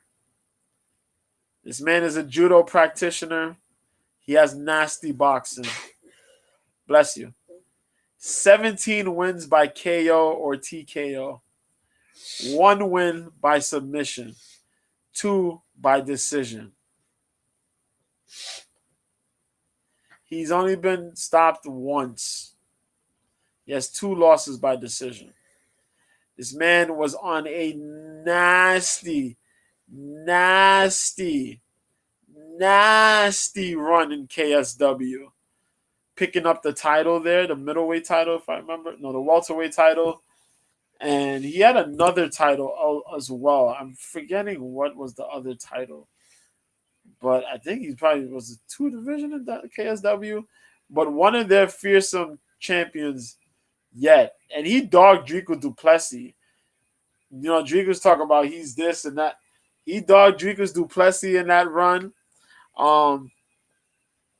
He was supposed to fight Marius Zaromskis, but I think that was the best thing for Marius at the time. He beat a dude by the name of Mamed Khalidov before leaving. Bro, it's crazy. Uh, the dudes he's fought and beaten have insane records. But there's also one funny thing. He did beat a guy who was 0-10. But you know that chill, relax. Don't attack him. Don't attack him. He was 0-10. Okay, relax. I'm sorry. Okay. Maybe I was getting he fought that guy early in his career. Calm down. Don't yell at me. Don't yell at me. 0-10, that's kind of crazy. But yeah. Soldic is a beast. So we're gonna see how he does. We also got the fight between Elise Anderson against Stamp Fairtex. That's gonna be a mixed martial arts bout. Elise Anderson was former competitor in Invicta. Got the call up to come to one. She competed in the atomweight division. She was in the tournament. You know, she's still here. She's gonna fight Stamp. We know Stamp was the former kickboxing and Muay Thai world champion at one point. Still trying to find her way to get the one atomweight MMA title. Stamp is a profound kickboxing terror, but is putting her jiu-jitsu game up. Her ground game's been looking really good. Elise Anderson, solid wrestler. But the striking, we'll see if the striking is improved. And we'll see how things work, man. Elise Anderson kind of got the cosign from Misha Tate. There you go, Misha Tate, and a couple others. Yeah, so Elise Anderson kind of fights that Misha Tate style of fight. Pretty good stuff. She's pretty cool. She hot too. She hot. But yeah, man. We also got the flyweight world title grappling bout between Mikey Musumeci and Osama Almarwai. Yes, okay. We got that. Mikey Musumeci, pretty good, solid grappler. I didn't know much about him until one told me about him. Until one announced that he was going to sign there. And then everybody out the woodwork said, yo, you got to watch Mikey Musumeci. Go watch his Musumeci stuff. He's so good. Oh, my God, he's a terror. Go watch him, man. He's awesome. I was like, all right, cool. Guy's really good. Young kid, but really, really good. So we mentioned Ra Tang being a terror. Defended his flyweight title against Edgar Juarez Tabarez. We see some upsets in these kickboxing bouts last couple of fights. Could we get one here? Maybe not. We'll see. And then Adriano Moraes, Demetrius Johnson, and we mentioned that, former flyweight champ. Super skilled Adriano Moraes, super skilled. Moraes beat Demetrius the first time. Demetrius got revenge in the second one. This one here. And it's all live in Colorado. So remember, first time ever in the States. Live in Colorado. Gotta love it, man. So remember, 8 p.m. Eastern, 5 p.m. Pacific, 6 p.m. Mountain Time. Go get it, man. Go get it. And then we have UFC 288. UFC 288. Let me see, before I even continue, let me check and see what else is going on there. Oh, yeah, I talked about the Ryzen event, right? Ryzen's going to be on. Ryzen got an event going on Saturday morning, 12. That's at 12 noon. So, not 12 noon, 12 midnight. There you go. 12 midnight. It's a 13-fight card as Kai Asakura fights Yuki Motoya in the main event.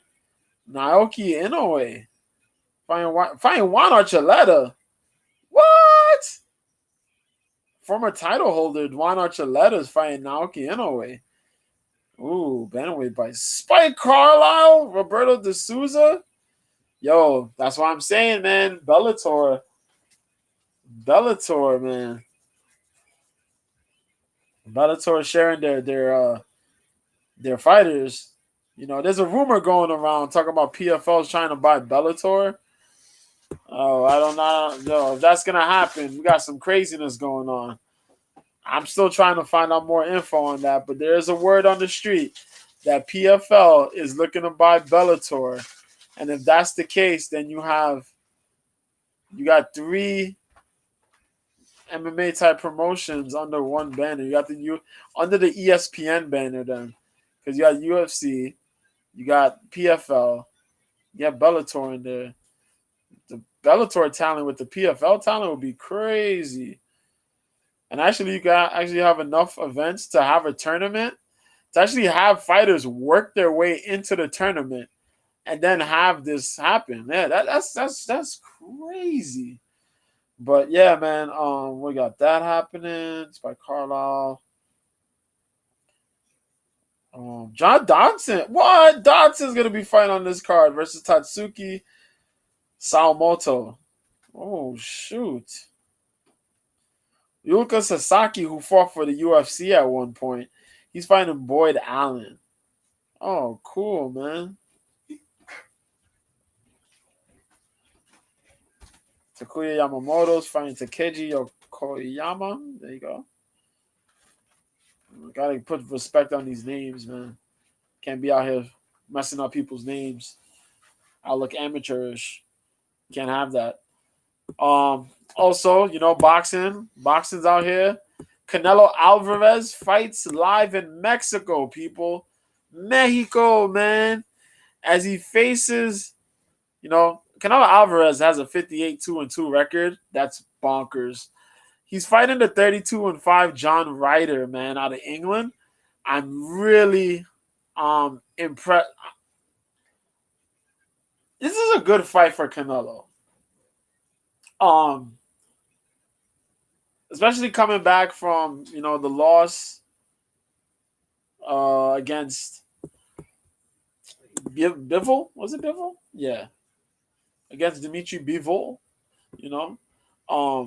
Bivol just fundamentally sound. Well, he lost to Bivol. He fought Golovkin, but let's bypass the Golovkin fight. Let's be for real.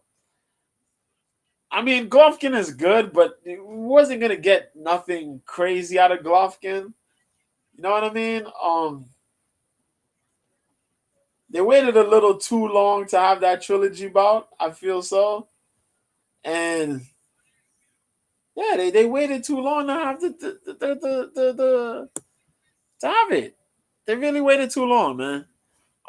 It was a draw, majority. Then you waited till 2022, 4 years after the fact. Like you had the first and the second fight, 2018, but then all of a sudden, 4 years freaking later, you're gonna have Golovkin. And I know because Canelo has the titles, yeah. But come on, man. Fights like that, you gotta have them like in succession. If you have that fight, you take that fight. If it's not gonna be within a year, probably 2 years, and no more than that. You wait all that time, 4 fucking years. Come on, man. But he beat Gennady. Okay, that's cool. But he lost to Bivol, and he's gonna be fine. He's gonna be out here. My dude, Canelo, he's still somewhat young, man, 32 years old. And he's out here. He's out here for real, man. I like him a lot. He's a really good boxer. He's always looking good, man. He's going to be in front of the Mexican crowd, which is a big deal because I don't think we've had a big star fighting in Mexico in front of that crowd in like years. So I am very, very happy to see how this will turn out. On the co-main, we got for the WBC World Flyweight title, Julio Cesar Martinez, who's 19-2 against Ronald Batista. That should be pretty dope. We got Alexander Vodzik, yeah, who's 18-1 against Rickards Bolotniks. Yeah, Bolotniks. Okay. I can't say that Alexander Wazidik. Nah, I'm just gonna mess up that whole name, man. But we also got an Intercontinental Super Lightweight title. That's a lot of words. Say that 5 times fast. Gabriel Valenzuela, who's 26-3-1. Really good boxer, bro. I like this kid. I like him a lot. Against Steve Spark, 16-2. That should be cool. Nathan Rodriguez was undefeated. We find Alexander Mejia. There you go, Mejia. 19-5. There's a couple other fights here on this card. Yeah, there's a couple other fights on this card. Okay. I said blah. That should be pretty dope, though, man. But I hope it sells good. I hope it does good for the zone. I hope the crowd is sold out. I hope there's no riots and no madness. I hope everybody that goes out there to box is out there safe and they come back safe. That's the one thing you got to hope for, man. Because, Mexico's a boxing country, man. They love their fights. But I know it's getting crazy. It's getting crazy down there. So I hope everything's just safe for everybody. And that leaves us with the UFC, man. UFC 288. Aljamain Sterling. Henry Cejudo. Undisputed bantamweight title fight. Live from Newark, New Jersey. 14 fights on this card. This starts at 6 p.m. Eastern, 5 p.m. Pacific will be the... No. Whoa. 6 p.m. Eastern, 3 p.m. Pacific will be the prelims. The start of the prelims. So you have the early prelims. Then you have the prelims. And the prelims will be at 8. Let's stop bullshitting. There's going to be about 14 fight card. There's about, 9 prelim fights. There's 9 prelim fights. Let's not bullshit. There's 9 prelim fights. So we got 4 hours of prelims, okay? We got Daniel Santos, who's 10-2, fighting Johnny Munoz Jr. This is going to be a pretty good fight. Johnny Munoz Jr. is catching his rhythm. I like his striking. He has really good striking. He's leveling up a little bit on his BJJ. Daniel Santos, who's 10-2, is a pretty good sign-in for the UFC. He's pretty good himself. A little beast of a man. Representing Shooter Box. And last time out, he did some devastating work on John Castaneda. Put John Castaneda out. Arce, he fought Arce beforehand in his debut. And Arce managed to win. He outworked him. But he slowed it down a little bit. He put a beating. Castaneda just couldn't deal with the pace. Let's be honest, man. Shooter Box guys are terrors. This guy's only lost by decision, too. Only two decision losses. He's never been finished. And he's either KOing you, submitting you, or you're going to take a walloping to a decision. But that's how it goes. And he's 28 years old. Man, I'm telling you, it's going to be some fun stuff here, man. We also got Joseph Holmes, Ugly Joe, 8-3 versus Claudio Ribeiro. Ribeiro got picked up by the Contender Series last season. 10-3. He made his official debut a fight ago.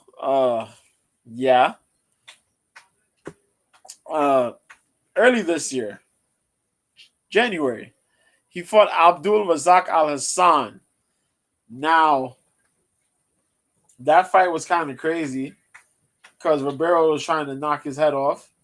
Al Hassan was wrestling him quite a bit.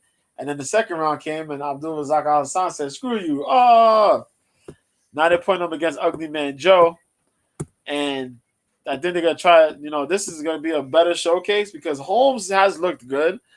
But Holmes got a really good jiu-jitsu game if he plays it, if he uses it. But he's been trying, he's been using his striking a bit. And I think he's kind of been caught off guard in when he uses his striking. And I guess that's why this matchup is happening, to see if Ribeiro could, take advantage. If Ribeiro could show some improvements off of his last fight, bring it in here, use a little bit of a more calmer approach, and do better with your striking, man. Just taking big swings is crazy, you know what I mean? Big ass looping punches that don't help nobody. Um, Rafael Estevam is fighting here, undefeated. Estevam, um, cool dude, never been finished. Um, hasn't taken a loss either. 11-0 is this man. Pretty good. Coming off a contender series last year, being Jao Elias. He lit that boy up. Good work on his part, man. He showed really good calmness. Got a little aggressive when he needed to. Got the close off in the finish. Beat his boy up. Leveled up with the takedowns. Then just beat that kid. But going up against Zhalgas Zumagulov. Now Zhalgas has had a somewhat bad run in the UFC. Zako's been robbed somewhat in some fights.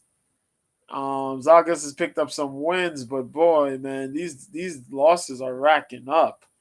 This guy's 1-5 in his last 6 fights. You know what I mean? Since coming to the UFC, he lost his debut against Juan Paiva. He lost to Amir Albazi. He beat Jerome Rivera, that bum. But he lost to Manal Kopp. Then he lost 2 split decisions to Jeff Molina and Charles Energy Johnson. Boy, oh boy, man. And that's when Zhalgas was thinking about just retiring and leaving. But I guess they said, yo, man, we're going to make it up to you. We'll give you one more fight. Sometimes it's also frustration because you can't get those wins or you feel you won. But it's just robbery. But it happens, man. It shouldn't happen to that guy, though. That guy really fights, man. But it is what it is. That should be a good fight at flyweight. The fight before that is going to be a middleweight fight. The next fight is Phil Hawes versus Ikram Aliskerov. Now, Hawes is the big-time wrestler. I think he was like a Division II wrestler. But skills, no hype Phil Hawes, 12-4. Representing New Jersey, man.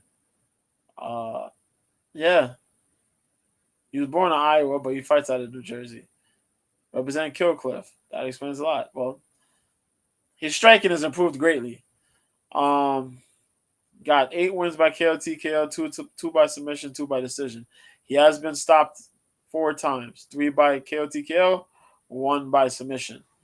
He has been 1-3 in his last 4 fights, though.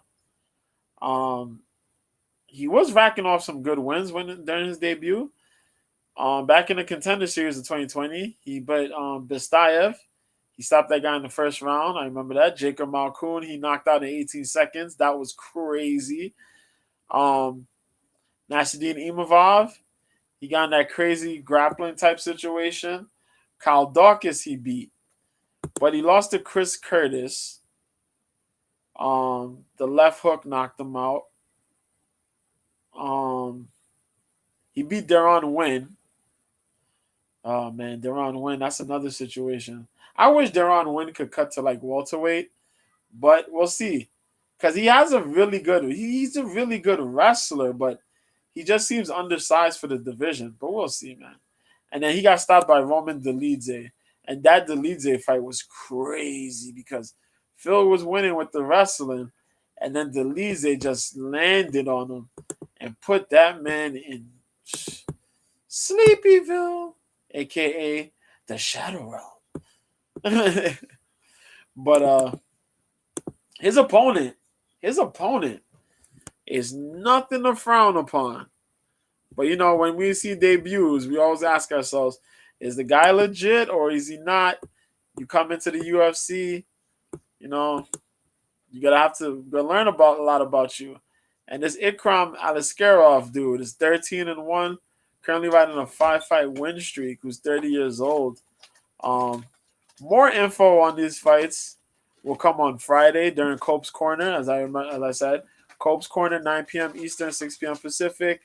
Catch it on YouTube, Facebook, Twitter, and Twitch. Sometimes it might be on Twitch, sometimes it might not, but the rest of them, yes. This dude's only got knocked out, or technically knocked out once. Other than that, he's never been submitted. He's never lost by decision. 4 wins by KO TKO, 5 wins by submission. As we mentioned, a 5-fight win streak. One of those wins, yes, was on the Eagle card against Nashawn Burrell. He beat Mario Souza on the Contender Series. That's how he got signed. Miro Jerkovic, he beat on Brave. Dennis Tululin, who was signed to the UFC, he beat on Brave. Yeah, and Diego Gonzalez, he beat at Brave. Yeah. He only lost to Hamza Chimaev in the first round. And what's crazy is that Hamza couldn't take him down, so Hamza ended up using his striking and ended up catching him with an uppercut. Crazy, ain't that, right? But, yeah. Also, it's crazy. In 2017, he beat Magomed Ibragimov. Wow. But, yeah, really good guy. Good skills. I'll sit and think this over as far as picks go, but you'll catch those, as I said, on Cope's Corner. We got Parker Porter versus Braxton Smith. You know, Parker Porter, this is a heavyweight fight. Big boys.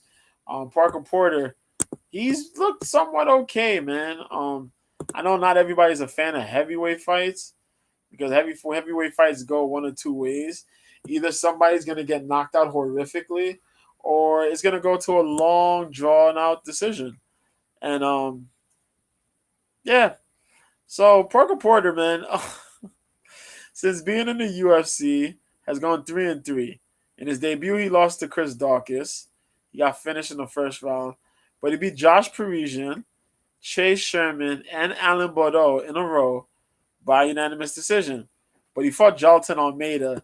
And Jalton Almeida has shown to be somewhat of an anomaly because he is a light heavyweight who is fighting at heavyweight because he can't get light heavyweight fights and is beating everybody so far. And Almeida will be fighting soon against Biggie Boy, Jairzinho Rosenstrike in the main event of the next UFC Fight Night card, if I remember correctly. But yeah, he lost to Jalton Almeida, and then Justin Tafa knocked him out with the counter left. Nasty stuff in the first round. But Parker Porter got a good wrestling game. He's a big body. He knows how to put that body on opponents. He has somewhat of a wrestling game, but he does a lot of his damage on the feet. He has a little bit of a jiu-jitsu game, so do look out for that. But he's going up against the debuting Braxton Smith. And this dude looks sized up as hell, man. Boy, oh boy. He represents Austin, Texas. 33 years old. That's crazy. He only lost his debut against Chase Sherman back in 2014. Any names that he's beaten in his no, but he fought one guy twice in Ja'Cory Savage. And he knocked this guy out twice. He beat this guy by KO TKO twice, and both in under a minute. That's crazy. In 2022, he beat this guy by 49 seconds. The guy Savage. In 2022, he beat the guy in 49 seconds. He refought this guy in March of this year and beat him in 44 seconds. Took 5 seconds off his original time. That is crazy. That's the peak best. So yeah, man. He'll be fighting him. This guy only knows KOs and TKOs. And I'm not mad at that. But we'll see. Most of these are round one. And that's what I always hate. If a guy never gets out of round one, then when you see how round two looks, is he gassed out when round two comes? And this is the heavyweight division. So, Lord, get us through this one. We also got Marina Rodriguez ranked fight against Verna Jandiroba. Now, Marina Rodriguez's last fight was ugly. She got caught bad against Amanda Lemos. So she's looking to rebound here against the jiu-jitsu savant, Verna Jandiroba. Verna was the former Invicta Well, if I was gonna say flyweight, strawweight champion. I love her jujitsu. I know a lot of people clown her and tell her that she looks like what's homie's name? From Deuce Bigelow, Rob Schneider. There you go. They make fun of her because of her curly hair, and they say she look like Rob Schneider. It's total disrespect. But I love her. I love her fight style, man. It's jujitsu and it works for her. But what's crazy is that she's improved in her boxing. She's improved her kickboxing a little bit. She got one win by KO, but she got 13 by submission and 4 by decision. When she gets jiu-jitsu control, it's problematic. She's been racking up some, she got the win over Angela Hill due to the jiu-jitsu. She lost to Hibas, but she beat Kanako Murata. Where is Kanako anyway? She lost to Mackenzie, but she beat Herring. She beat Mallory Martin. That was nasty. She lost to Carla Esparza, but she beat Morandine back in Invicta. Yeah, that was before she got called up. She had that crazy run in Invicta though. Ooh, that crazy run outside of the sport before being signed. But yeah, man, good jujitsu skills. And Marina is just a stand-up monster, but she got to work a little harder, man, on that jujitsu, the takedown game, takedown defense. There you go. Um, Lemos was just a bigger opponent, just heavy ham hock hands that Lemos got. Everything she throws is with crazy power. And Marina Rodriguez was actually willing to sacrifice her ranking and her title shot for that fight. Man, that sucks. But I hope Marina comes out here, fights a good fight, man, against Virna. We'll see what happens. Chaos Williams comes back and he fights Ronaldo Bendoya. Chaos was the dude that showed up, started knocking people out left and right. He knocked out did he knock out Hassan in his debut? Yeah. He showed no. He beat up Morono. There you go. He beat up Morono and then he knocked out Abdul Razak Al stiff. But then he lost to Michel Pereira, beat Semmelsberger and Baeza, stopped Baeza, but then lost to Randy Brown by split decision. And that wasn't a bad loss, but that was a good fight, though. Man, oh man, that was a good fight. Our boy Chaos really doesn't know much. He had 2 wins by submission. He got 5 wins by decision, but 6 wins by KO, TKO. Majority of those are just straight up KOs. But yeah, man, he's fighting this dude, Ronaldo Bedoya, who's 14-1, man. The machine, boy, out of Peru. Some of these Peru dudes show up. He got 7 wins by decision, but he got 4 wins by KO, TKO and 3 wins by submission. And currently riding a 11-fight win streak. But these last couple of fights were canceled. And I know that's been the situation with a lot of the Peru fighters that are in Peru due to traveling situations. And then we had the COVID and but even that, just the travel situations, a lot of his fights got canceled over the since like 2019, but it was also showing up a little bit before that. But as I said, Peru, it's hard to get fighters traveling to that area and traveling out. If you're fighting regionally, that's the situation. But from what I've seen, man, this guy's pretty good. I'm trying to find more tape to look for him, to watch of him, and I'll give you a better read on Friday. We got a light heavyweight fight. Kennedy and Nzechukwu fights Devin Clark. Devin Clark, the middleweight, who's moving to light heavyweight. Legs for tree trunks. Jackson Wink. Kennedy and Chukwu training at Fortis MMA, improving his game. I like this fight. Devin Clark plays a bit of a more wrestle clinch heavy game. Just looks to wear on opponents and land big strikes. We'll play a little bit of jiu-jitsu if he can. Kennedy and Chekwu kind of uses his size. Got big shots his dang self. Sometimes I worry about his defensively. But if he can land those ham hocks, man, it's problems.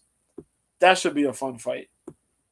Then we got Drew Dober versus Matt Frivola to close out the prelims.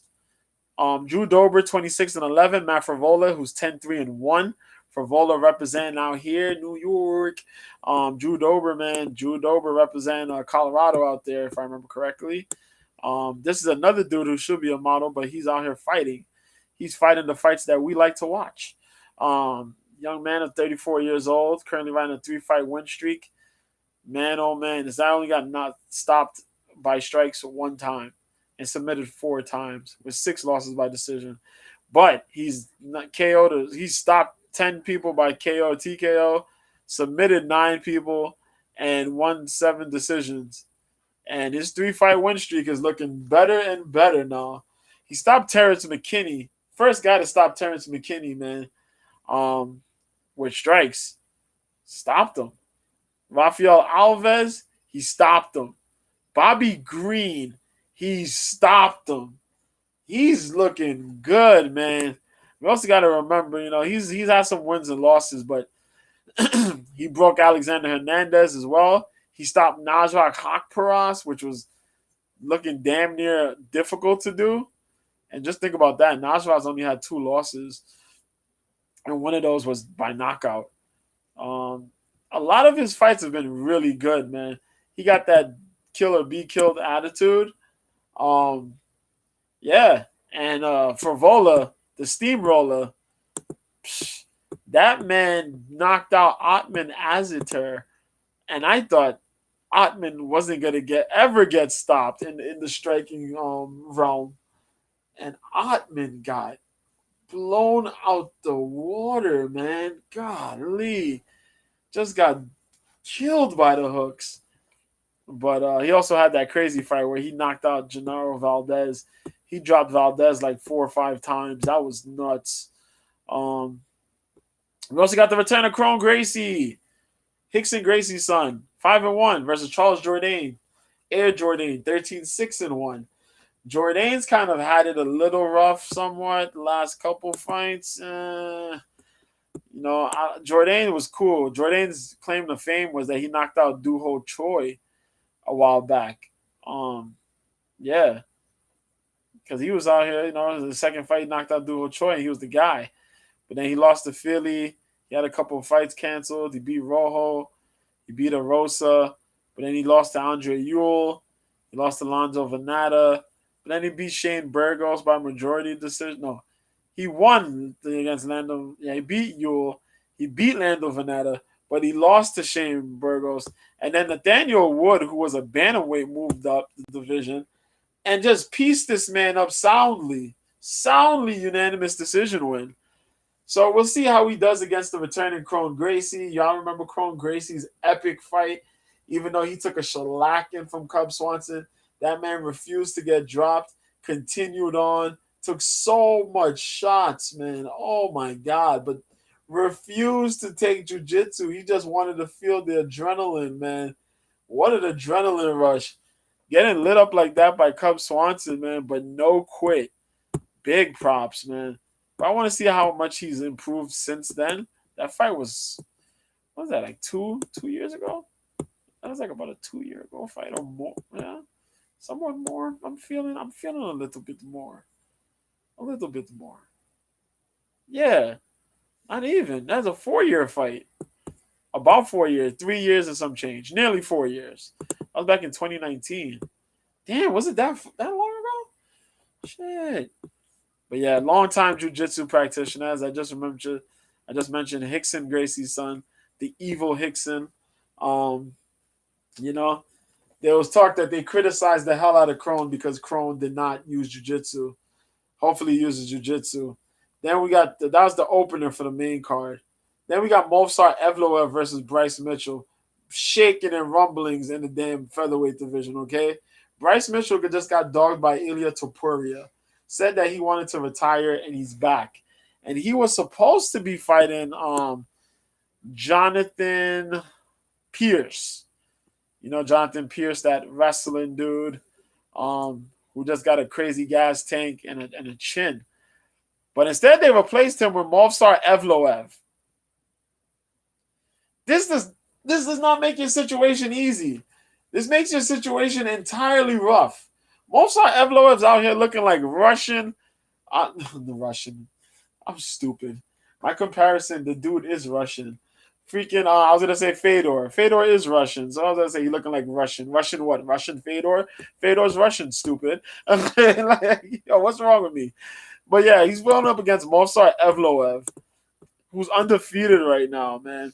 Evloev is everything you might want. Yeah, damn near everything you want in a fighter. He doesn't talk trash. He handles everything in the cage. Yo, he's very technically sound. He doesn't do nothing. He does very little. He gives you very little openings to capitalize on him with. And he just shuts down a lot of what you do. He has 3 wins by KO TKO, 4 by submission. So let's just say 7 by stoppage. And 9 by decision, right? He's beating Dan Ige, Hakeem Dawodu, Nick Lentz, Mike Grundy, Enrique Barzola, Sung Woo Choi. All before, yeah, that was before he got signed after leaving M1. The recent one was Dan Ige. And boy, man, he just shut down Dan Ige's wrestling. Now, Dan Ige tried to do a lot, couldn't do a lot. Hakeem Dawodu is usually a kickboxer. He couldn't do much with Dawodu. He pretty much got wrestled. He got handled. He got handled soundly. Picked off and handled. This is a crazy fight, man. Because I don't know how Bryce is going to go into this one. Is he going barnyard crazy? Or is he going to try to handle a more calmer approach? We never seen Movsar get into a situation like a chaotic situation. And I think Bryce may have to do that in order to beat Movsar. But it's a tough challenge, but we'll see. We also got Zhao Yan versus Jessica Andrade in the battle of the top flight straw weights. Zhao Yan, man, now is training with Team Alpha Male. Yeah, she's been training with Team Alpha Male recently. You know, she's been stopped twice. 1 by TKO, 1 by submission. 9 wins by decision, 6 by KO TKO. She's been 2-2 in her last 4. She beat Mackenzie during her last fight, but lost to Marina Rodriguez by split, and Carla Esparza. That's where she got stopped by the TKO. But she beat Claudia Cordelia, Carolina Kovacevic, Angela Hill, Siri Kondo. Props to Siri Kondo. Siri Kondo went back to pro wrestling. A couple years ago, won the title at Stardom, and has been doing pretty good things for herself out there. Also, for wrestling aficionados, she got trained by Tajiri, Yoshihiro Tajiri. Yeah, that Tajiri, Mr. Springboard Elbow.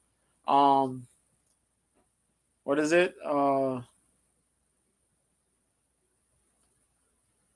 Tree of Doom, was it? Yeah, the Tree of Doom. What was it, the Tree of Doom?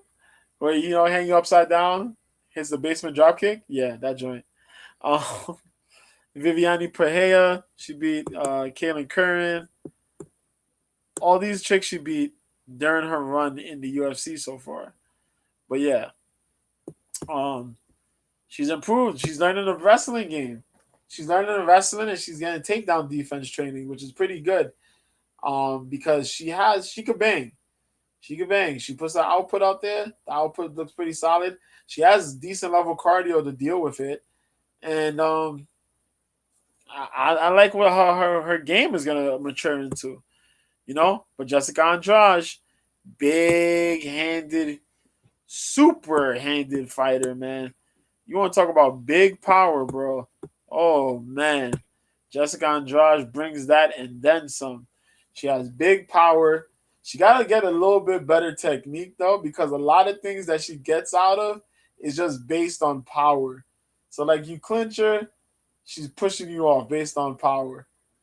Takedown, the defense, of course, you're going to need power. The slams, there's a lot of takedowns that she uses just based off the natural power that she carries alone. And there's a little bit more technique, which she shows technique here and there, but she gotta show a little bit more. But the striking, she gotta tighten up that striking. Other than that, she throws everything with her body. She just wings nasty hooks and a lot of other.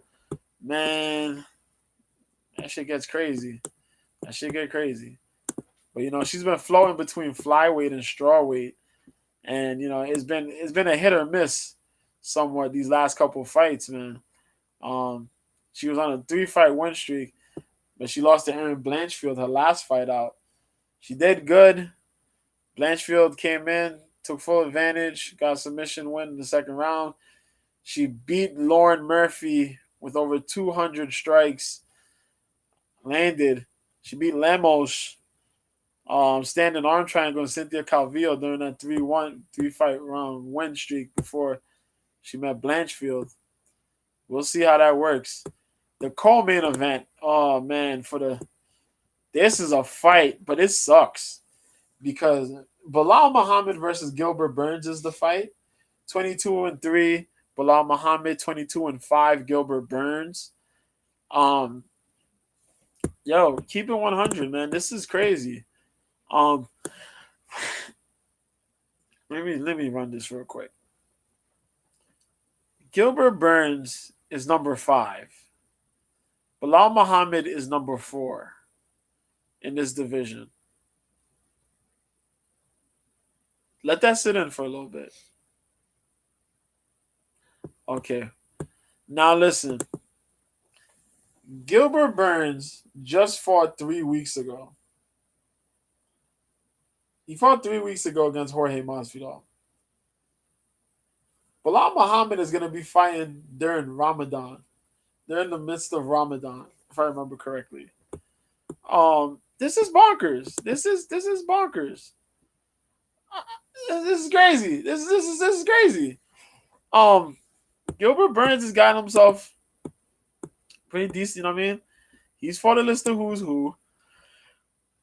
He's picked up the 2-fight win streak now because he beat Wonder Boy and Neil Magny and Masvidal. He had the epic brawl with Hamzat. He beat Wonder Boy. He beat Woodley and Maya. He lost to Usman. He's been up there holding his spot. Then you got Bilal. And Bilal's been on this win streak, man. Bilal's currently on an 8-fight win streak. Now think about that. 8-fight win streak. Sorry. Yeah, I shouldn't mute that when I'm coughing, right? I'm blowing out y'all eardrums. My bad. He beat Curtis Millender, Takashi Sato, Lyman Good, Diego Lima. The Edwards fight became a no contest. Damian Maia, Stephen Thompson, Vicente Luque, and Sean Brady. Yo, 8-fight win streak. 8-fight win streak. Deserving of a title shot. It's 8-fight win streak. Now, the argument for Bilal not getting a title shot, cool, he beat those guys. Cool, he beat those guys. 3 of those guys are ranked. Damian Maia, Stephen Thompson, Vicente Luque are ranked, Now, for some reason, people are sitting there talking about he don't deserve a shot. He hasn't fought nobody ranked, and you forget that he fought those guys. He beat Sean Brady. Stephen Thompson's a 2-time title challenger. Vicente Luque has been sitting in that welterweight division spot within the top 10 for a minute. Damian Maia fought for the title. You know what I mean? He fought both for the middleweight title and the welterweight title. Bruh, stop that. It's more, people always look at the what have you done recently compared to what you've done before, and it's just the high profile fights. That's what I'm thinking is the reason for Bilal. Also the fact that, Bilal's on social media and, he puts it out there. How these guys getting a fight and not me and this, that. So I guess some people are upset about that. But, bro, you know what I mean? Like, you can't get mad about that. You got to calm down. When your time comes. And they put both of these guys in this situation to have this fight. This fight's going to be dope because Bilal Muhammad is showing a gas tank, man. Holy hell. And Gilbert Burns shows that he has a gas tank too. And what's even crazier is that this is a 5-round co-main event. Yes, it's a 5-round co-main event. So prepare for madness. If this goes to a decision, I will thoroughly be shocked. I will be thoroughly shocked. That's how confused I am and perplexed by this being a 5-round co-main event. Jesus. Which leads us to our main event. Aljamain Sterling versus Henry Cejudo for the UFC bantamweight title. Aljamain Sterling having a really impressive run so far. A lot of people, try to discredit Aljamain Sterling. 22-3, currently riding this 8-fight win streak that led him to the title. Representing Sarah Longo, man. 3 wins by KOTK. Well, come on, let's stop. 11 wins by finish, 10 wins by decision. He had 1 DQ win. He's been stopped once, and that was by that head kick by Marlon Moraes. Crazy, right? But, since that one loss to Marlon Moraes, he beat Brett Johns. Brett Johns is a hell of a wrestler. But, he stopped Brett Johns. He ended Brett Johns' undefeated record. Cody Stamann, Jimmy Rivera, Pedro Munoz, Corey Sandhagen, he submitted in under a round. Peter Yan, the illegal knee that cost Peter Yan his title. Then he came back and said, I could beat Peter Yan. And beat Peter Yan by split decision. Because Peter Yan wants to start the fights off slow in the first round, and they get handled with grappling. And then TJ Dillashaw. Poor TJ. You talked all that trash. You went and you got injured.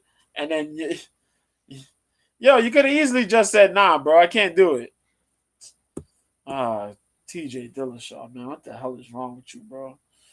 But he did. But Aljamain Sterling, he's crazy because he works this output game pretty well, mixing up strikes. And they're not powerful strikes. They're just taps.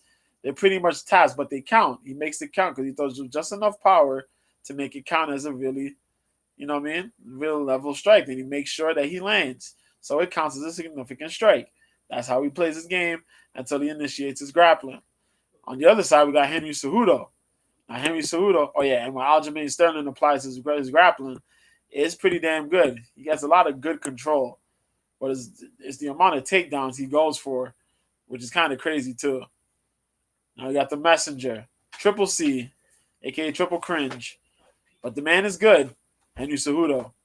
16-2. Crazy. Fight Ready MMA, 36 years old. He's been out the game for 3 years. But I want you guys to remember something. He was out of the game. His last fight was against Dominic Cruz during the pandemic. But in 3 years, he has trained fighters. He has been training. Bless you. He managed to help Weili Zhang get her title back. He managed to help John Jones train to come back and beat Cyril Gane. Hell, him and Mighty Mouse have been training and chilling together. He's been having a lot of people show up to his gym, man. Show up to the compound and get some training in and do good things. It's been really impressive. But, we got to remember Henry Cejudo's run. After losing those 2 fights, he lost to Mighty Mouse the first time he went for the title. He lost to Benavidez by a split decision. Questionable split decision. He beat Wilson Hayes, Sergio Pettis, Mighty Mouse for the title. He stopped TJ Dillashaw when TJ thought he could jump down the division. Marlon Moraes, he beat Marlon Moraes for the bantamweight title. And then he defended and beat Dominic Cruz. Crazy. So, this dude has really good. He was just the boxer wrestler. But through training, he's managed to become a kickboxer. Somewhat of a kickboxer, initiating the wide stance because it helps him shoot. It helps him move because he kind of uses his wrestling aspects to move better. He has a nasty leg kick. We're learning his leg kicks are pretty damn good. He busted those things somewhat against Marlon Moraes, even though Marlon did hit him with a lot of heavier kicks. He busted those out against Dominic Cruz. He also has nasty boxing, tight boxing,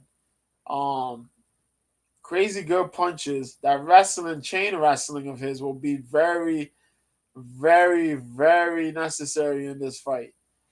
But Sterling has to keep his defense up, or this could be really nasty. Cejudo's been in those wars, those dig down deep fights at flyweight, and with being it's just gonna be a matter of can Sterling control the pace of the fight. That's what it's gonna come down to, I think. But this is gonna be a very fun card, man. A lot of good stuff happening. This will be all fun, man. I'm looking forward to catching all this stuff. So if you need to find me, find your boy at Twitter, New Year, same B, at Mr. B, MISTERB1986 on Twitter. Catch me with the boy, Mike Copenhaver at Cope's Corner, KOPESKORNER MMA on Twitter. I told you the spots to watch the show. 9 p.m. Eastern, 6 p.m. Pacific, Fridays. I'm on OK Live whenever there's fights. So that's Wednesdays if it's Invicta. Fridays and Saturdays. I do whatever we miss, we catch those on the replays, which is probably Sundays. If not Sundays, then randomly during the week. During the following week. You can also see my face with Late Night Parent when I show up. With Mr. Ted Hicks and Tony D. Tony D also got he shows up on Nonsensical Nonsense, the homie Glicks. Their podcast show. You can catch that. That's like a 3-time a week show or a little more, I think. Very funny show, very informative show. Catch that. They got Mitch. Not Mitch. Fireman Rich. There you go. Fireman Rich. I know Rich got his broadcast going about, but I forget. But I know he does one early in the morning. He does early morning broadcasts. You gotta catch those.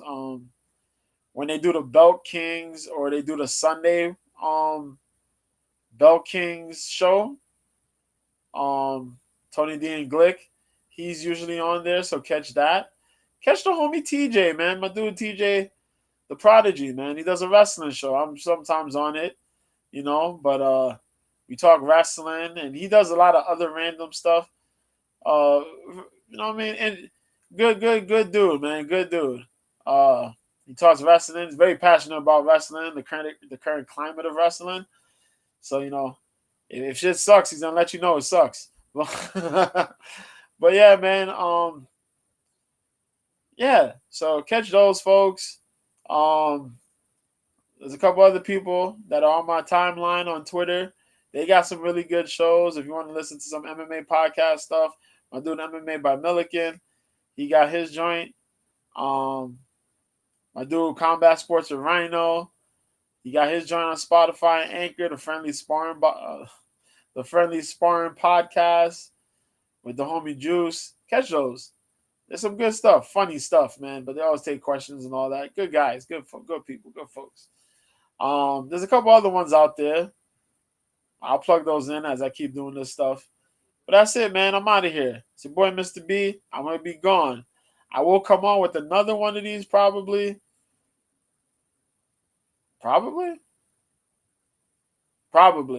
Just to do something random, maybe. If not this week, then next week I'll probably do it. I won't guarantee it, but yeah, man, I think once a week would be good. But I'll do one where I'm answering random questions. We'll just see how that works. But that's it. You guys have a good night. Enjoy your week.